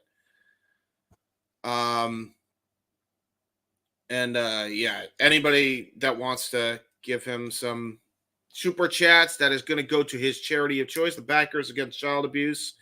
By the way, my apologies for your loss, good sir. Appreciate that. And, of course, as I say that, I lose signal again for the fucking upteenth time in a row. I'm getting really sick of this, I'm telling you. Oh, I'm getting really asinine sick of this. You might have to call Walter by the end of this. I'm gonna be honest, because I'm getting really tired of this happening. Just breathe, James. We've made it through an hour. We've got less than an hour to go. I know. We've got less than an hour to go. We will be fine. Breathe. I'm trying. Oh, Lord. Looks like we just got some heel domination here from the corporate champions here, the elite. He's jaw-jacking with bloodied up Isaiah Cassidy. Nice Pele kick from Quinn there, taking out one of the Jacksons. I think it was Matthew. Now big old Trouble in Paradise takes out the other Jackson. Yeah, you're way ahead of me. I just seen the Pele kick now. I'll let you know when I see the Trouble in Paradise. Nice dodge out of the Trouble in Paradise. One of his own, both men down. Quinn's trying to crawl here to Cassidy, but Matt still has his leg. Yeah, brilliant. I'm anticipating a tag here. Once I get the tag, I'll pause. Yep. Will do. Cassidy trying to hype Quinn up, get him back into it. Quinn pushes Jackson off. We're back full screen. And there's the tag. All right. I'll let you know when I see the tag. I'm probably just coming off a picture-in-picture right away. I'm that far behind, folks. Tag. Okay. Here we go. Clotheslines. Taking out both members of the Young Bucks. Oh, got cut off, though, by the Bucks, and this is why they're the tag team champions. And by the way, I'll never take away anything of them as athletes, but, you know, as EVPs, they have less to be desired. Nice double drop kick by Isaiah Cassidy, and now just raining down shots with that headlock takeover into the mounted punches. And now everybody's just in the ring, and it's completely breaking down. Of course, Rick Knox just lets everything fly. Of course. Because when is He's he the not? PWG referee. He knows the Bucks. The reason he has a job is because of the Bucks. Oh, no-see-do action. Double super kick. And this could be where the tides change, James. Quinn calling for them to go up top. Okay, a little double 450 action or shooting star press 450 action. I think we've seen this before from the duo here. Oh, double 450 splash. There's one, there's two, and a double kick out by the Young Bucks.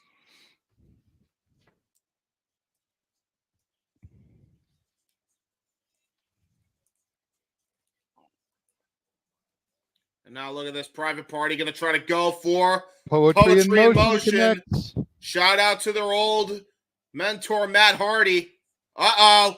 But got countered into a Canadian Destroyer out of the Poetry in Motion attempt.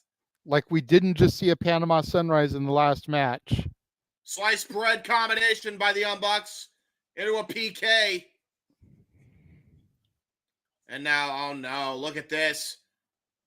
Gonna go for the slingshot swanton bomb.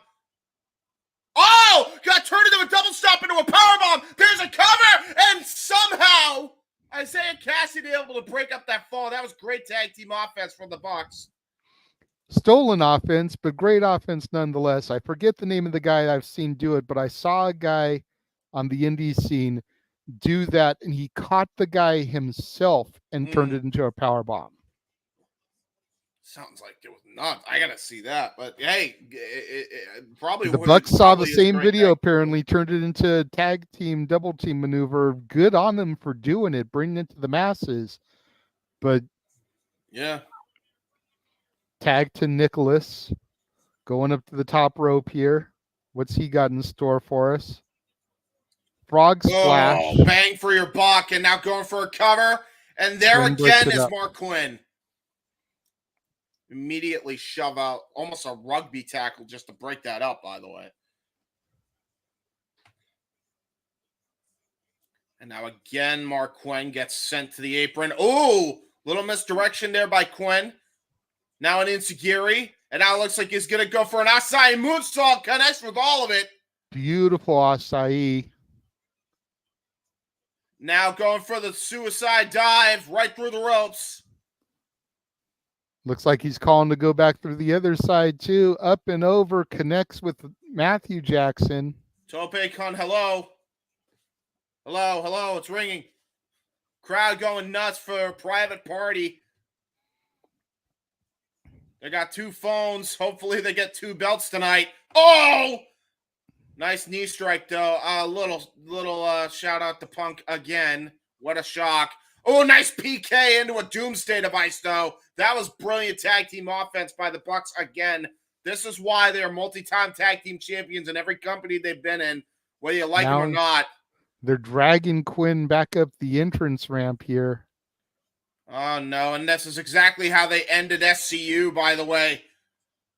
They just dragged the other opponent. They actually dragged Frankie Kazarian all the way up to the ramp, and then they just assaulted a bloodied-up opponent. That time it was Christopher Daniels. Tonight it is Isaiah Cassidy. We saw Daniels was talking to them earlier. And now look at this. Referee distracted. Kazuchika Okada comes out and is going to tombstone him on the ramp. Oh, What better move God! for a Halloween issue of AEW Dynamite than a tombstone pile driver? Reminder to the chat room, please wait until we call the action to post spoilers. Thank you for giving away the fact that Okada was coming out, Matthew Hostetter. Yeah, please. We're struggling here, folks. Nice Insecurity buckle bomb combo, and now Isaiah Cassidy basically may have to fight this on his lonesome now. And now, oh come on, taking the chin Springboard. and juice. Jesus.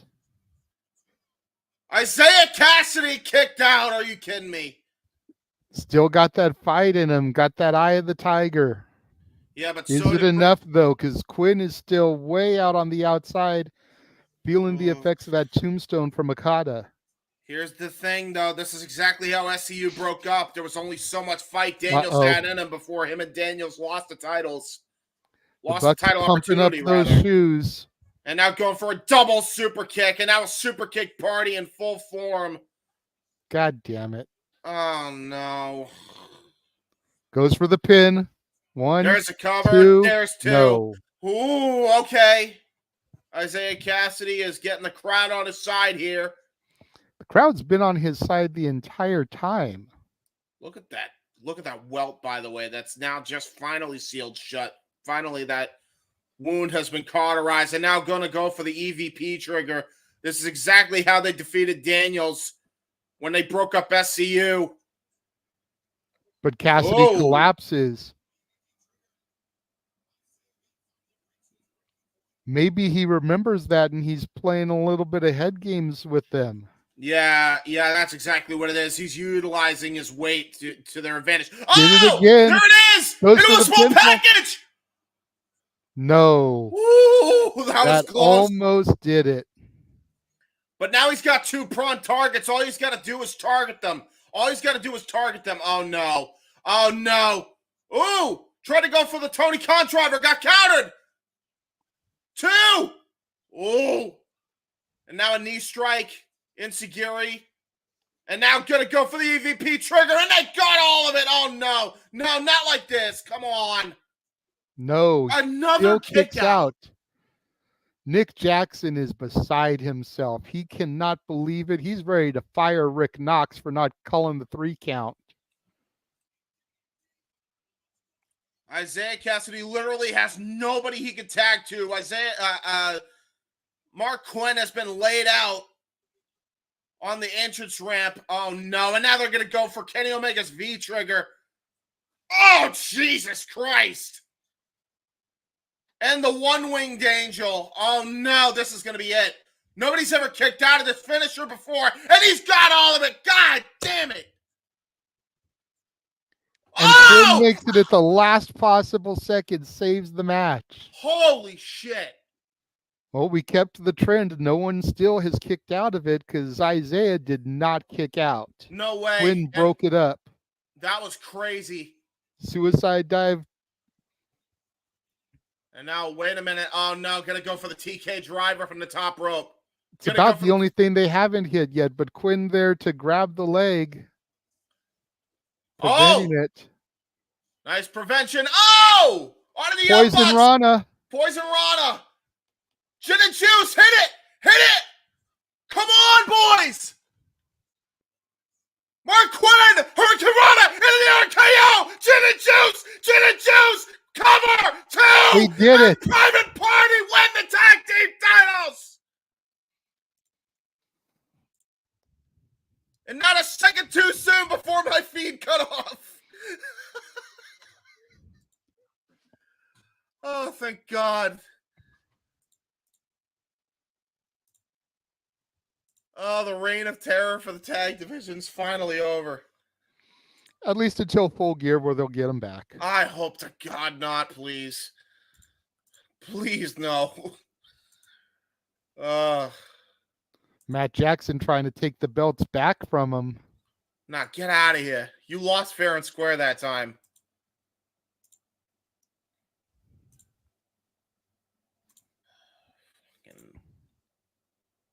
I would say we're going to get a show of sportsmanship, but this is the Jackson brothers. They don't do sportsmanship. Oh, they actually They actually did, believe it or not. I'm just getting back on. They actually gave the belts to him. Okay. Finally showing Knox some respect. raising up the arms of Private Party.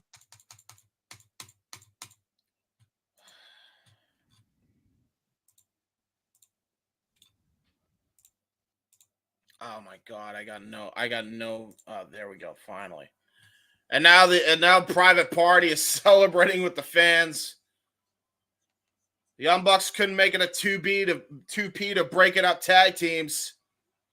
Private Party are now the tag team champions, but that makes them primary targets. I hope they don't fight the Bucks again. I hope that's the end of it, and I hope we genuinely get tag team royalty coming in. I hope we get a Private Party, Grizzled Young Veterans. There's a lot of teams, for the record, folks, that could win these tag team straps.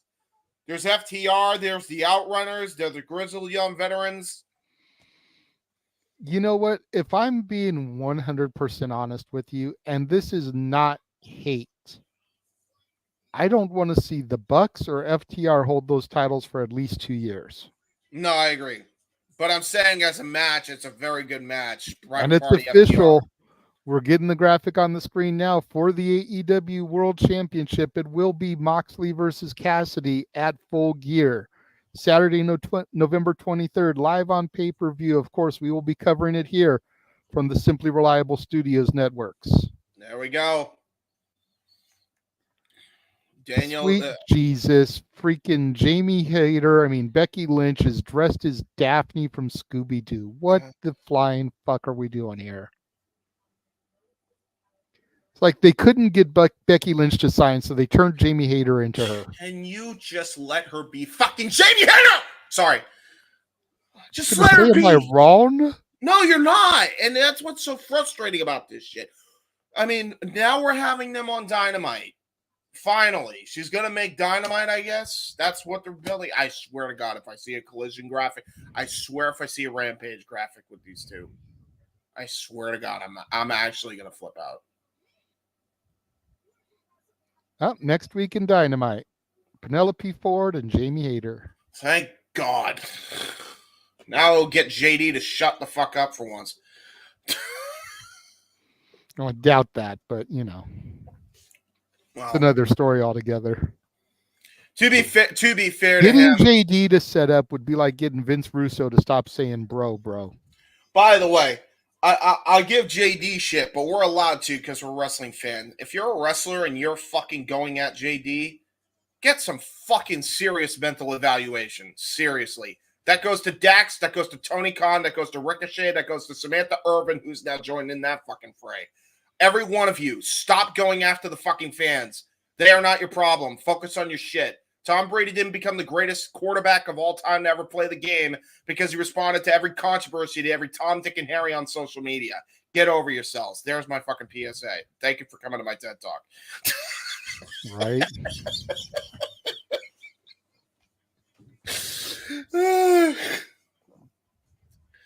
I am so looking forward to this match, and knowing how tonight's been going, it's going to get cut out. Actually, you know what? Let me see something. I might have a strategy, and if I do, I'm gonna use one of my Discord servers that are hopefully streaming this. And if they are, I'll get back to you because I could just def it on my end on that one. Nope. Fuck. I was hoping that they were streaming tonight. Damn it. Well, while we have a full screen commercial, let's once again take the opportunity to let everybody see what will be coming up here from the Simply Reliable Studios with all of our watch-along coverage. And now for a taste of things to come.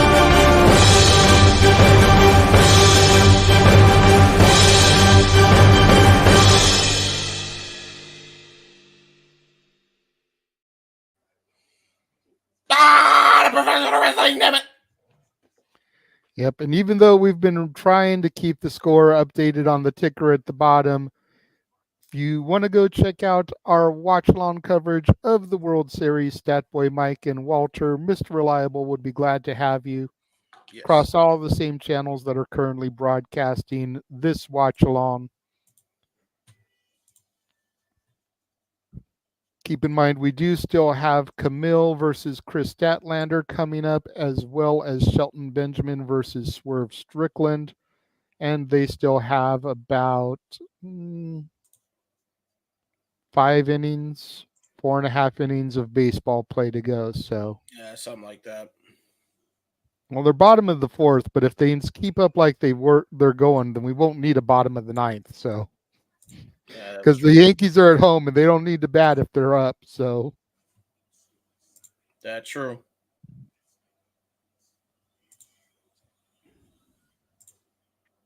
And we are back.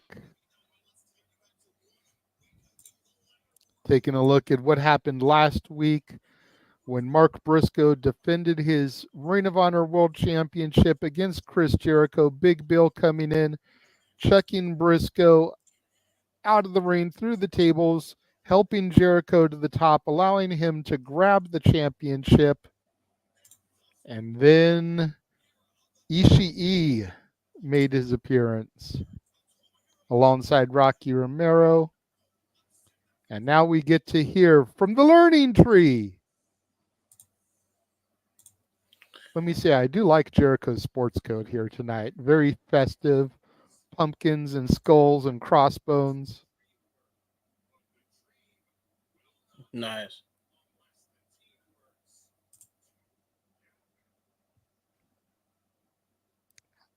Hi, guys. Hi, guys.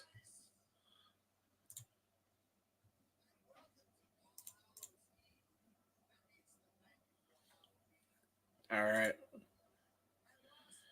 So I got 2 streams going at the same time, so hopefully I could just go to one if one decides to crap the bed here. There you go. That's the hope. And I got them synced perfectly, so if one feed goes, I'll have the other feed at least relatively synced, so that way I get a longer time before the feed completely cuts. So let's hope that works. Fingers crossed.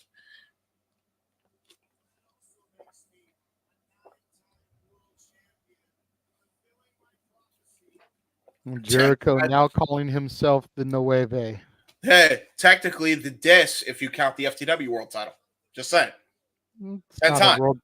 It's a non-recognized championship. 10 time. No. 10 time. I'll die on that hill, damn it. It was a rogue world title. It's still a world title. It was defended as much on AEW and might as well have been, damn it. It is a world title to me. It was defended like the hardcore championship. Don't give it the world title distinction. It was still a world title. It was called the FTW World Title. Don't give me W. I like the FTW Championship, but it does not have world title distinction. To me, it does because Taz held it and he called it the world title. And Brian Cage held it. He also called it the world title. So therefore, it's a world title. And I'm counting it. So Des is Des. I will die on this hill. He is a 10-time world champion. This time I'm right, and I got my math correct. I'm now getting food. Don't stab yourself. You get stabbed in the middle of the meat and bite each. What did you cook? I spammed it. Why did you give me a knife for spam? Because we don't have a fork. Welcome to the ghetto, dude. Okay. I got spam with a knife. I like Brian Keith. Never underestimate Chris Jericho, you dumbasses. I agree.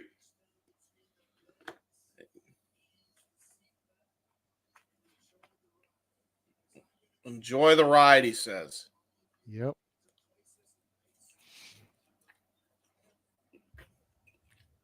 Bye, guys. Bye, Jericho. Can we get Enzo in the learning tree, please? Just so we can get Enzo and Cass in the same group, please.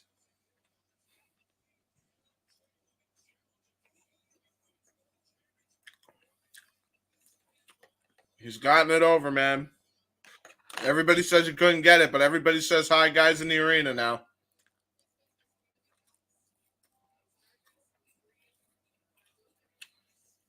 Now getting the highlight package of Anna Jay and her journey.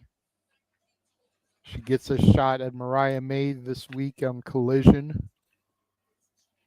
Now, I will say that even though Jericho's chant is over, there is like 3,000 people in the arena that are doing the hi guys chant, but still, there is that.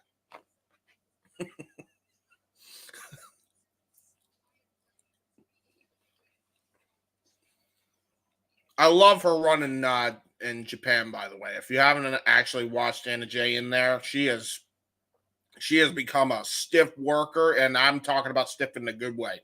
Like, she has become great. So good on her. And we got, look at this. Ooh, Daniel Garcia and Jack Perry backstage. Garcia choking Perry. Perry likes it, I think. And you can take that however you want to take it.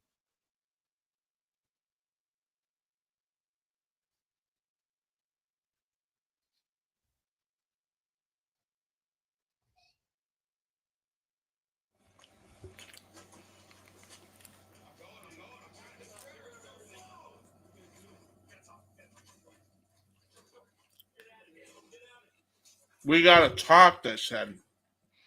Yep.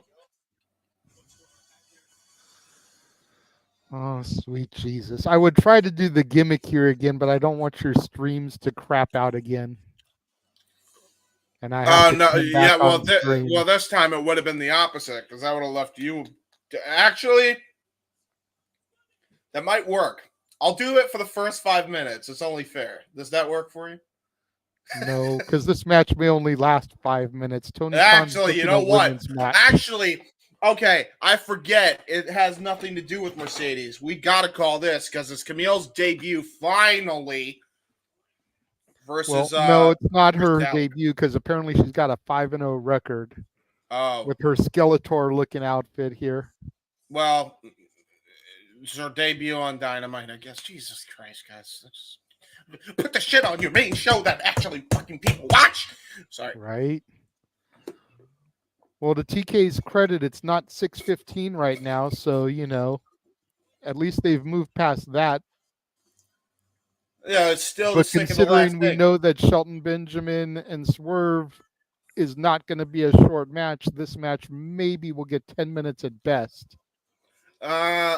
Technically speaking, I think they always have a whatever time overrun they want now since their deal with Warner. So I think they have as long as they want to go until they're off the air. I think they have like a half-hour overrun now, part of the deal. So we might. I don't think they go the full half hour, but they do have that deal now. Bell Rings were on her way. Nice little Road Warrior tribute there by Kris Statlander. And here we go. We got some big hoss women here, and I'm loving it already. Hell yeah. Let's go. Shoots Kamille into the ropes. Neither woman given an inch. And it ain't the first time that Kris Statlander, to your point, has defeated a long-reigning historic champion. You mentioned Jade Cargill, who's now in the WWE, and you know she was the longest-reigning TBS champion, while Kamille was the longest-reigning NWA Women's World Champion. And now look at that kip up there by Kris Statlander. Nice shotgun dropkick, elbow drop misses, and now we're back at a stalemate again. Look at this. Stat taunts Kamille to brain it, sends her up and over the top rope there. We'll try to put her into the post. And there's a nice jawbreaker there by Kamille. Nice old school tactic there. Nice clothesline to follow up.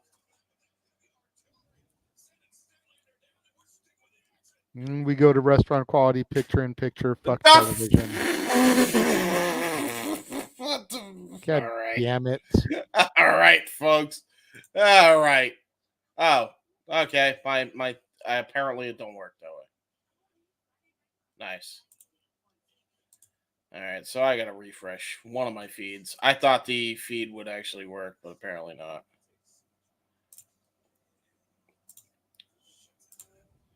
I'm trying to get my feedback in sync here. No worries. You've got the entire commercial. Yeah. Kamille's got Statlander set up, going for shades of Sheamus's 10 beats there. Mm-hmm. And Mercedes getting involved. The nerve of someone like Mercedes to try to get involved with these two big boss women. Mercedes is like a toothpick to these two. Yes, I agree.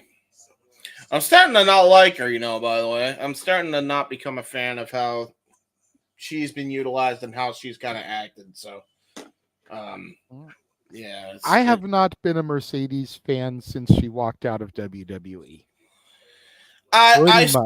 I still defend her on that, but considering there were reasons she left WWE that were legitimate, it is actually incredible how she has now just been more content to take the fucking bag and just deal with it, I guess. If she had just left and done her thing, I would have been okay. But it's everything that she's done, specifically her fan interactions since leaving, that I have a problem with. And while none of them have been personally with me, it's been more than one or two isolated incidents. Yeah. So that's where I have an issue. I mean, it really comes down to she only gives a shit about the money. She doesn't give a shit about anything else. Mm-hmm. And she's not worth the money. No. We come back full screen, but we still have about a minute of the commercial, according to my counter here on Hulu. Well, I will tell you, I'm actually having a feed because I don't even care at this point. Let's just call it what it is, folks. Less than kosher feeds. There is some action where there's just more domination by the hands of the Brick House here. And we got another, just taunting to the crowd. Mercedes Moné talking trash to Kris Statlander. So this is all the riveting action that you're missing when they go to full commercial. Oh, wait, no. Okay, you did see that, I think. I think I might be like a minute behind on this one. And then. Oh. Tried to go for a pump kick. Did Kamille get countered? I think that's where we're at. I don't know. I might be ahead where the feed is. All right, yeah, there it is. All right, back full screen on my end. I've got Stat going for some clotheslines. Just ducked one huge power scoop slam by Stat to Kamille in the center of the ring here. Mm-hmm. Stat has her gut wrenched, looking for the German, but Kamille fights out of it. Kamille with the pump kick misses. Stat has her up on her shoulder. There we go. Yep. Okay. F5 connects. Ooh, F5 by Kris Statlander. Okay, yeah. Only there you go. 2 count there. You gotta love that. I'm happy with the F5, galactic F5, you could say, because she's an alien. You see, the Pizza Planet F5. God damn it! Yeah, up at the top rope here. The Pizza Planet toss. That's what I'm calling it now. That's going for a 450. Did we not just see twin 450s in the last match? Come on, y'all. Well, at least it missed. Rough Rider from Kamille. Whoa! That was a great pin combination. Jeez. Both of my feeds cut out, by the way. Unbelievable. Kamille has her up on the shoulders now. Torture Rack Powerbomb only gets a 2 count.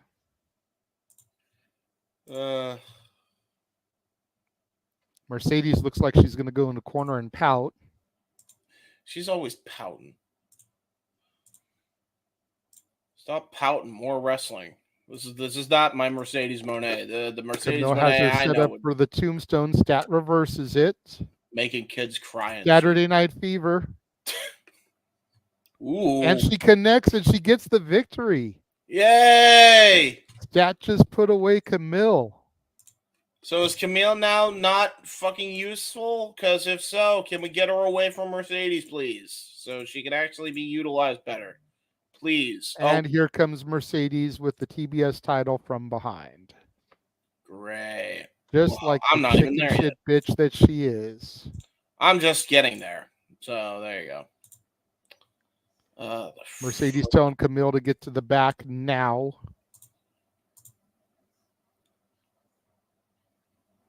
To the back now. Says when you want something done right, you do it yourself. Okay. Now she's got Stat by the hair, showing the TBS title to her face. I'm gonna assume now you're gonna this finally do it. Assume this is gonna mean that at Full Gear we're gonna get Stat versus Mercedes.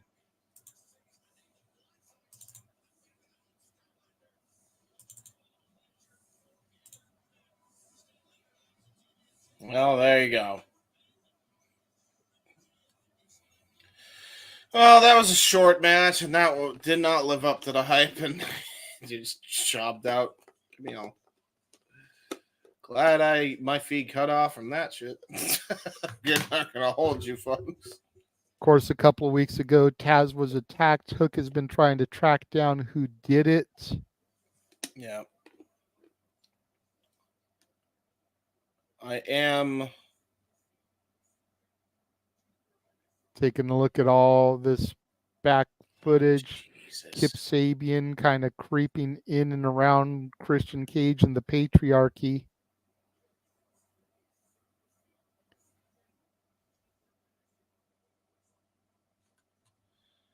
Dude, this is so fucking frustrating. Literally. Yep. Yeah, suspended. Nice. Up. Oh, no, it's not. Is it? I have no idea. Looks like it was Kip Sabian that did it. Kip Sabian is now an official member of the patriarchy. Yeah, I'm not surprised. Christian Cage offering an olive branch to meet the patriarchy in the middle of the ring next week.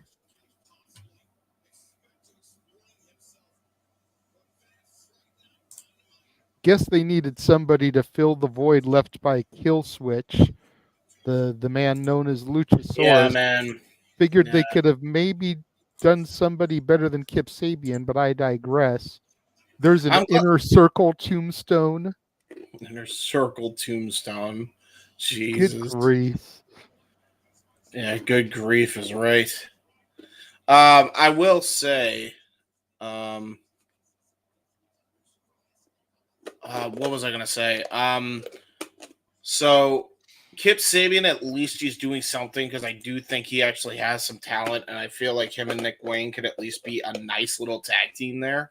So at least they formed a decent tag team out of it, but yeah. Yeah.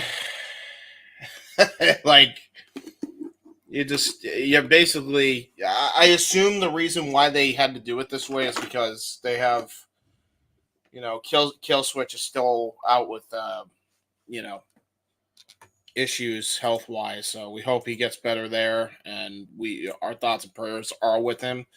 I think we've said this multiple times before, but the issues that he's going through seem like they're very similar to the health issues that Keith Lee and Bray Wyatt had. So I hope he gets through them, and I think it started with pneumonia and it's just kind of progressed since then. So I'm hoping he can combat this, and we hope that we see Luchasaurus / Killswitch back on our screen soon.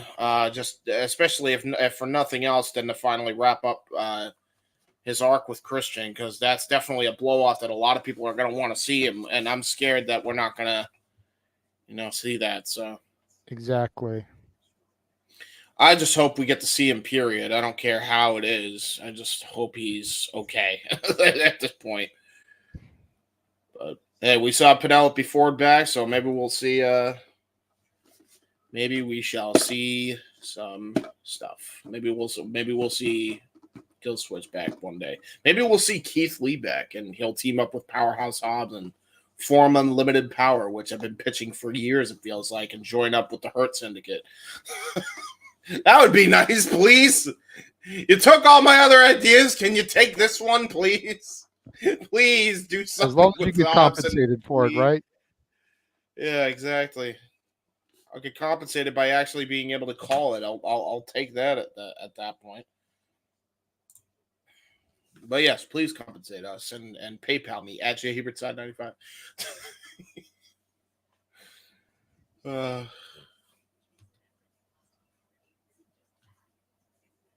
We're about to come off a commercial here, I think, pretty soon.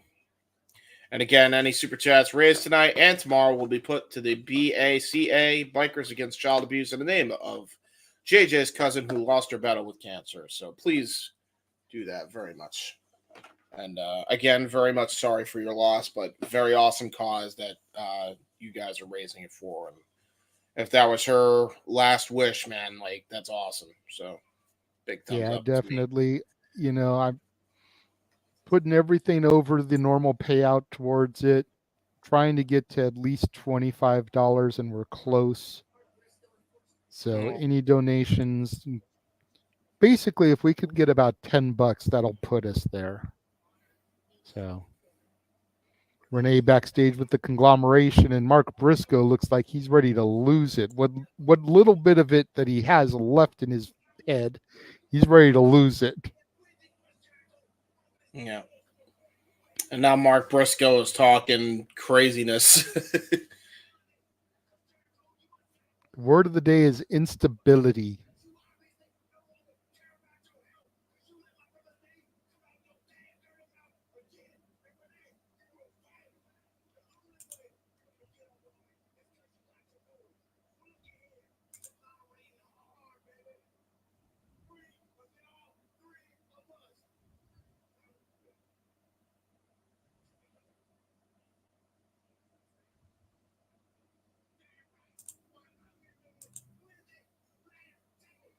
Oh, Jesus. They're doing a TLC three-way match?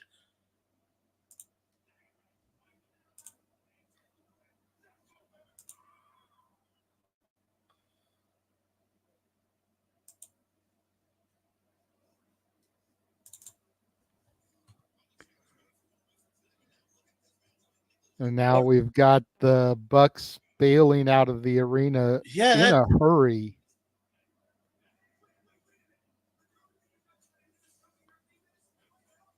Christopher Daniels stopping him.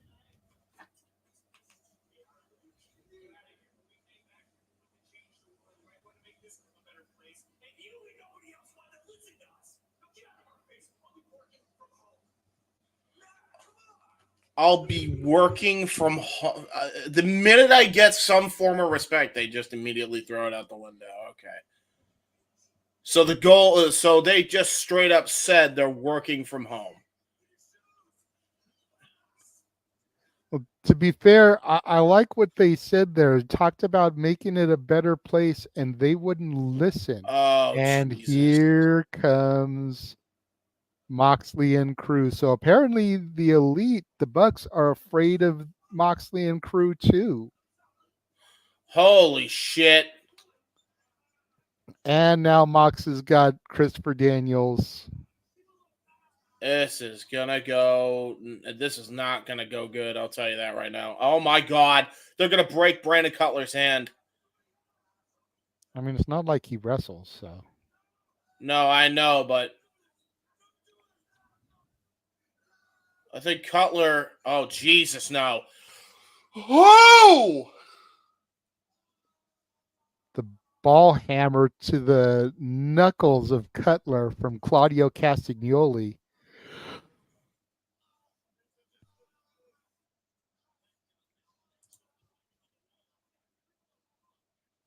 Wow. Okay. Things are just getting good, they said. They're attacking literally everybody. Mm-hmm. They don't care who you are. The fact that they're going after the Bucks and people associated with the Bucks tell you that they're going for everyone. Yep. I told you, I called it. They don't give a shit who you are. They don't care if you're face, heel, or tweener. And they don't care whose house it is, whether it's Run's house or Swerve's house. Yep. And Prince here we Nana go, doing baby. his thing. Loving this. God damn it.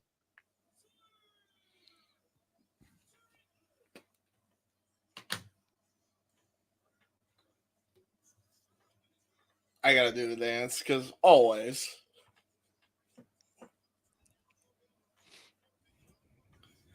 I love it. Swerve. I'm so happy to see this dance.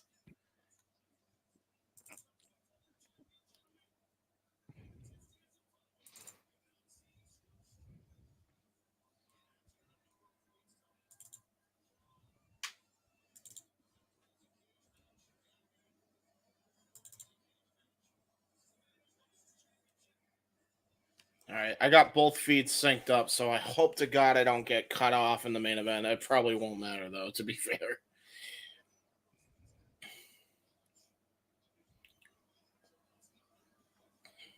And here comes Shelton Benjamin, baby. I'm stopping me. No. I'm not a fan of the new mix, but I am a fan of this wrestler. So this is going to be a hell of a matchup, man, and I'm so ready for it.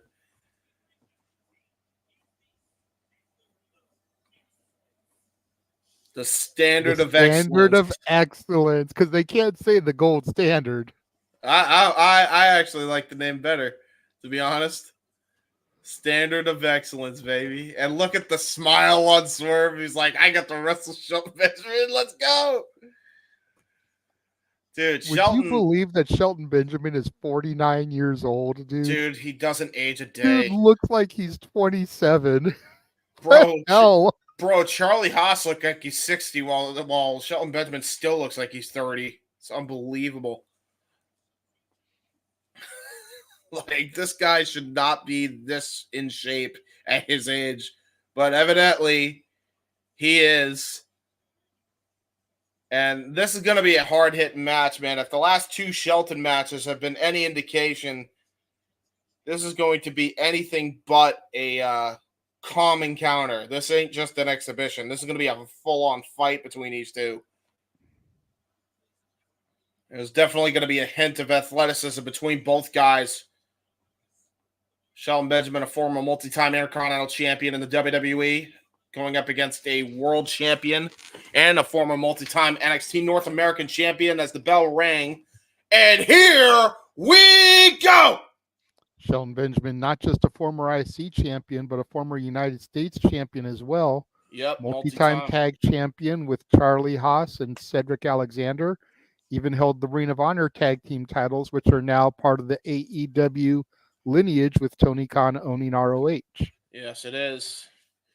And now here we go, trying to go for, it looked like it was going to be for a test of strength, a Greco-Roman knuckle lock, and Shelton Benjamin not letting that happen. He immediately turned that into a overhead push into the turnbuckle, trying to go for a shoulder tackle with Swerve.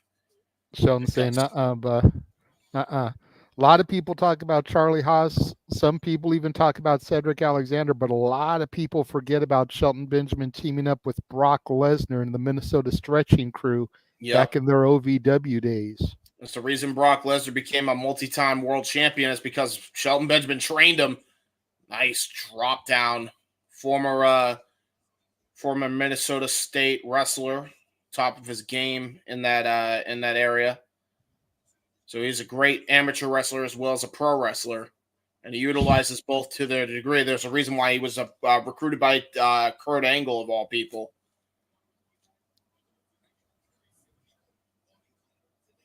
Clothesline misses. Head scissor by Swerve, though. This is the problem, though. Swerve is the master of misdirection, no pun intended. This is exactly what he specializes in. He knows how to turn a move completely 180 degrees. Shelton in that corner getting some advice from his confidant, MVP, Montel Vontavious Porter. Shout out to Aubrey Edwards getting to officiate this matchup. Longtime wrestling fan that she is. Must be cool to be in there with Shelton Benjamin right now. Exactly. Nice. Oh, no. Oh, overhead Jesus. belly-to-belly throw just chucks Swerve to the outside. Looked like he nicked his head and neck on the side of the apron, though, as he came down. Yeah, not just that. He tweaked his knee, I think, on the landing as well. Shelton Benjamin absolutely misdirected Swerve that time. And now Shelton Benjamin is firmly in control as he tries to go for a power slam into the post, got countered.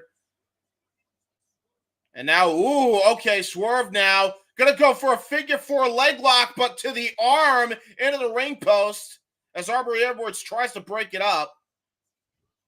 Oh, nice joint manipulation, breaking the fingers, the phalanges of Shelton Benjamin as Swerve is in full control here. Going to go to the top rope, top of the apron. Trying to go for that stomp. Got immediately caught. And Shelton just drilled him into the apron. And now Shelton fully putting the Hurt Business on Swerve Strickland. From barricade to apron. And now it looks like he's going to go for the T-bone suplex. Oh, Jesus! Turns it into a back body drop. Shelton Benjamin on a roll here. Whew! Did you see the elevation? People forget about the collegiate accolades of Shelton Benjamin here as we go to picture here, a little replay. Did you see the elevation he got off that back body drop? That is nuts. It looks like Shelton going to go for a Stinger splash attempt. Got countered. Swerve ducks over. 619 right to the gut. That was brilliant there by Swerve. Again, misdirecting. You never know what he's going to do next. But there's that rising knee strike. And Swerve is down and out on the outside. Batter swing and a home run for Shelton, and says MVP. As we now go to restaurant quality picture-in-picture. F television.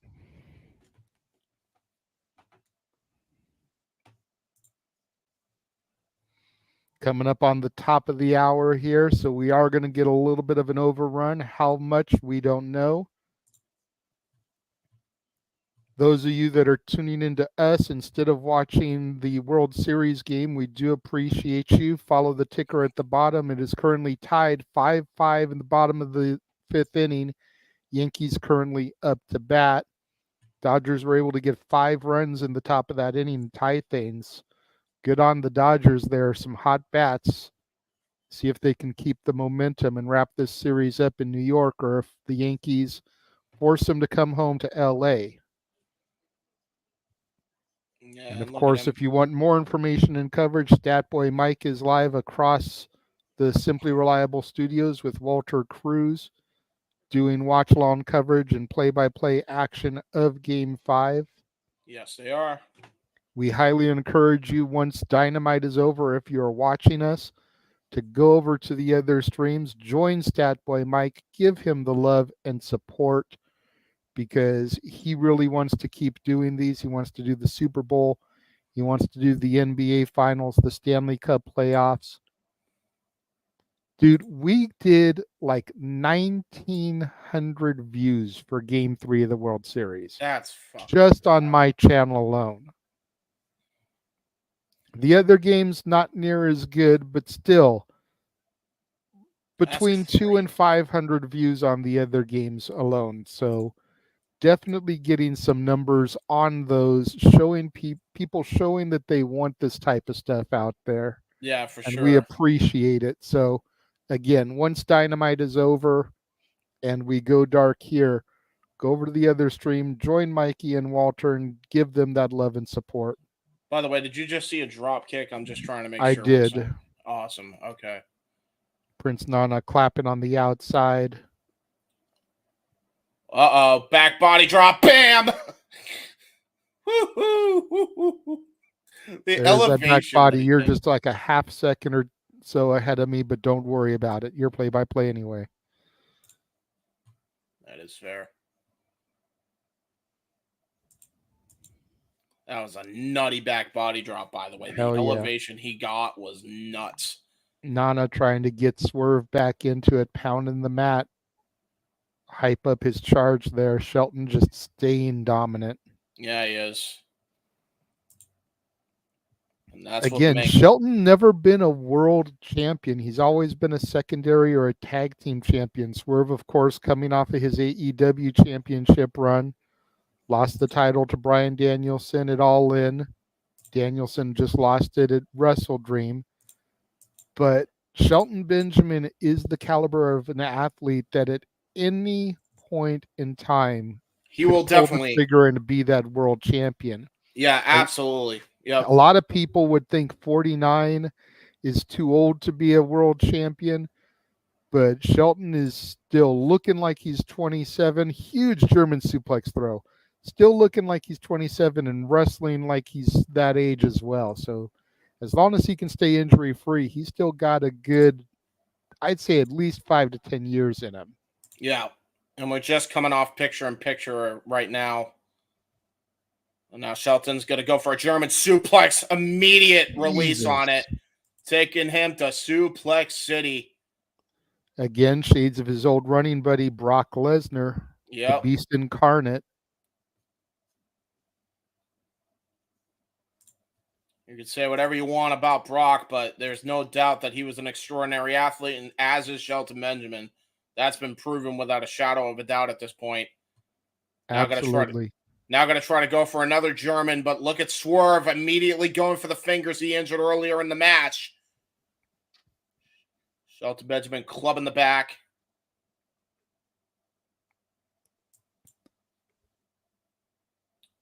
And now, nice. Ooh. Yeah, Shelton went to the well once too often. Swerve was able to counter at that time. Yeah, he did. And now look at this. Ooh, looks like he's going to go for a German into the corner, it looks like. Nana and MVP standing by each other. That's interesting. Maybe there's a little camaraderie there. Well, at least respect for the game, you know. You always hear people say game recognize game, and whether MVP and Nana get along or not, you've got to respect each other. Look at what Nana's been able to do with Swerve Strickland. 100%, yep. Took him to the World Championship picture. Nice forearm shot. And to that, you know, look at what MVP was able to do with Bobby Lashley, the Almighty. Wait, hold on. It's whatever. Look at that. You love to see it. Love the dancing. Swerve, after that elbow drop, just immediately taking Shelton Benjamin on a World War Tour pain of his own Hurt business, of his own Hurt syndicate. You got to love it. Yep. Keep in mind, ladies and gentlemen, that Lio Rush did get a card. So if it's not Bobby Lashley, it could be Lio Rush that interferes. There's a lot of factors that could be at play here. Nice missile drop kick to the back. Into a cover. There's two and a kick out. On Rampage this Friday, we're going to get Lio Rush versus Commander. Speaking of Lio Rush, and then on Collision, Commander will be in action once again against Kyle Fletcher. Anna Jay challenges Mariah May for the Women's World Championship on Collision. Thunder Rosa versus Harley Cameron in a Day of the Dead match. Good to see Thunder Rosa back. Heard she was injured. Glad she's back in action. There you go. Then next week on Dynamite, the Conglomeration versus the Learning Tree. Yeah, that's going to be a fight without honor. Oh, okay. We've also got Adam Cole versus Malachi Black next week on Dynamite. Shades of what happened here this evening. Yeah. And then we also have Jamie Hayter and Penelope Ford on the card as well. And not only that, but apparently Darby Allin and Orange Cassidy will be taking on 2/3 of the Trios champions, Claudio Castagnoli and Pac, next week on Dynamite, as we got the Three Amigos by Shelton Benjamin. And there's your image as you were speaking about Penelope Ford versus Becky Lynch. I mean, Jamie Hayter, excuse me. Oh, yeah. Who knows who at this point, right? And now look at this. Shelton Benjamin looks like he's going to try to set up for pay dirt. Got countered. There's Swerve now. Countering into the roll through. Try to go for pay dirt of his own. Got countered by Shelton. Look at Shelton. Oh! Turns it into a huge suplex. Turned it into a fish hook DDT, but only got a 2 count. Damn. That was a hell of a DDT. That was almost like a nightcap. That was Page's move. I was not expecting Shelton to pull something like that out, but there you go. Student of the game as always. Still learning new tricks. Yeah, I just thought about it, James. Some of those matches for next week are because they're trying to compete with NXT, because NXT moved to Wednesday next week, coming from the 2300, the old ECW arena, because of Election Day. So they're at least So trying that on fight that without show. honor match, that trios match, the Darby Allin and Orange Cassidy match, Oh! all that is trying to compete with that. Oh, Swerve's house! Wow, what an exchange! As we were talking about that, you're probably right. By the way, I think we're doing a simulcast that day, if I'm not mistaken. And now look at this, Swerve to the top rope, gonna go for Swerve's house or 450. Got full on. There's one, there's two, and a kick out by Shelton. Ooh, Shelton still has some waist hook grip. though. Looks like he's gonna go for a German. Got all of it. Unfortunately, we're not able to do a simulcast because I have to work that day, so we won't have The the NXT crowd. Okay. people to do it. That's NXT fair. has been promoted, so we got to stick with that one. Gotcha. Well, if we could do a simulcast, I'm gonna see what I can do if I can get another person to join in on the call with me then. Because I think it'd be the way they're building this show up, another head-to-head seems like the way to go. If I can do something, I will keep you posted, good sir. Absolutely. Because it looks like it's actually building up to be a decent show, minus the women's match, to be fair. Well, on NXT, we're going to have Trick Williams teaming up with Bubba Ray Dudley. Oh, that's one of the matches. Okay.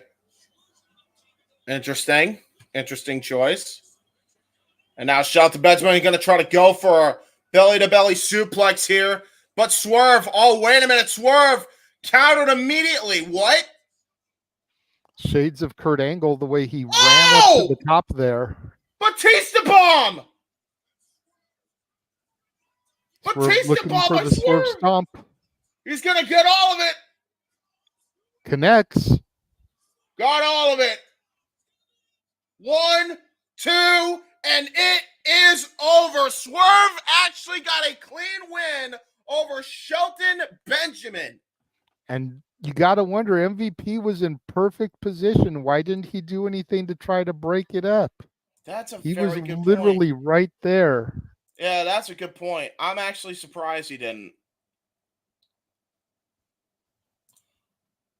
Oh, shit. He's got his telephone. He's making a phone call. This might not be good for him. Okay. Who is the phone call to is the point. We're about to find out. Lights are out. Not yet for me. Well. Oh, now I got the lights out. Back on.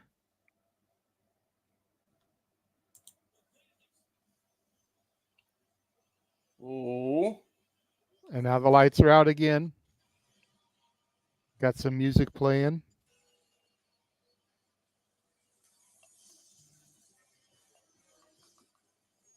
Oh, shit!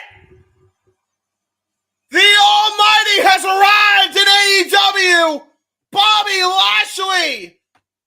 Fully dripped out! The boss is here! And he is staring a hole through the former AEW World Champion! 2 former World Champions! A symbol of black excellence staring each other down as the crowd goes nuts for the appearance of Bobby Lashley!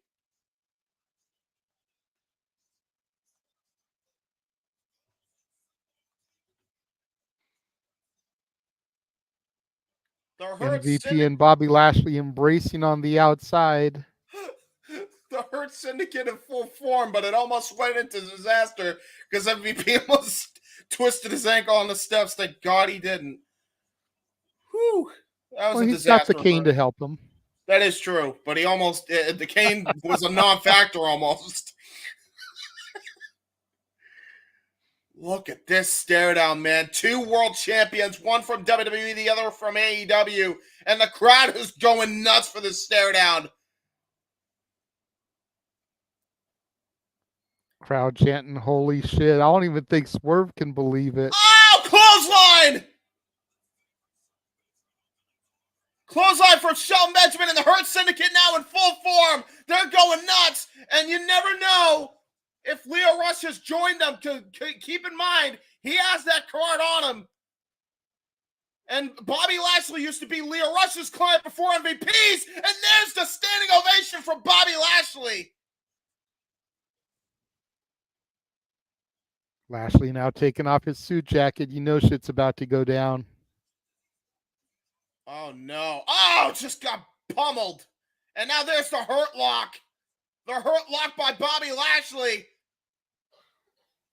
And now referees trying to come in and stop the beatdown from happening. We got referee cores all over the place. But look at this. MVP holding him back with his cane. Not needing it. Clearly his foot's at 100%. You got to wonder if that's going to come into play. Oh, my Lord. They're just taking out security now. Very similar to how Jon Moxley decimated security earlier on tonight. Interesting that you phrased it that way, just like Moxley did earlier. Yep. Could these guys all be part of that? And look at this. Look at this. DDT. A brutal DDT to a security guard. And Bobby Lashley just pounced some poor fucker out of the apron. The bounce, period. Shout out Monty Brown. This is absurd. Keep in mind that MVP has a match with Josh Barnett. It looks like he's 100% ready to go for Bloodsport. Not a single issue with that leg now. Guess who's back in business?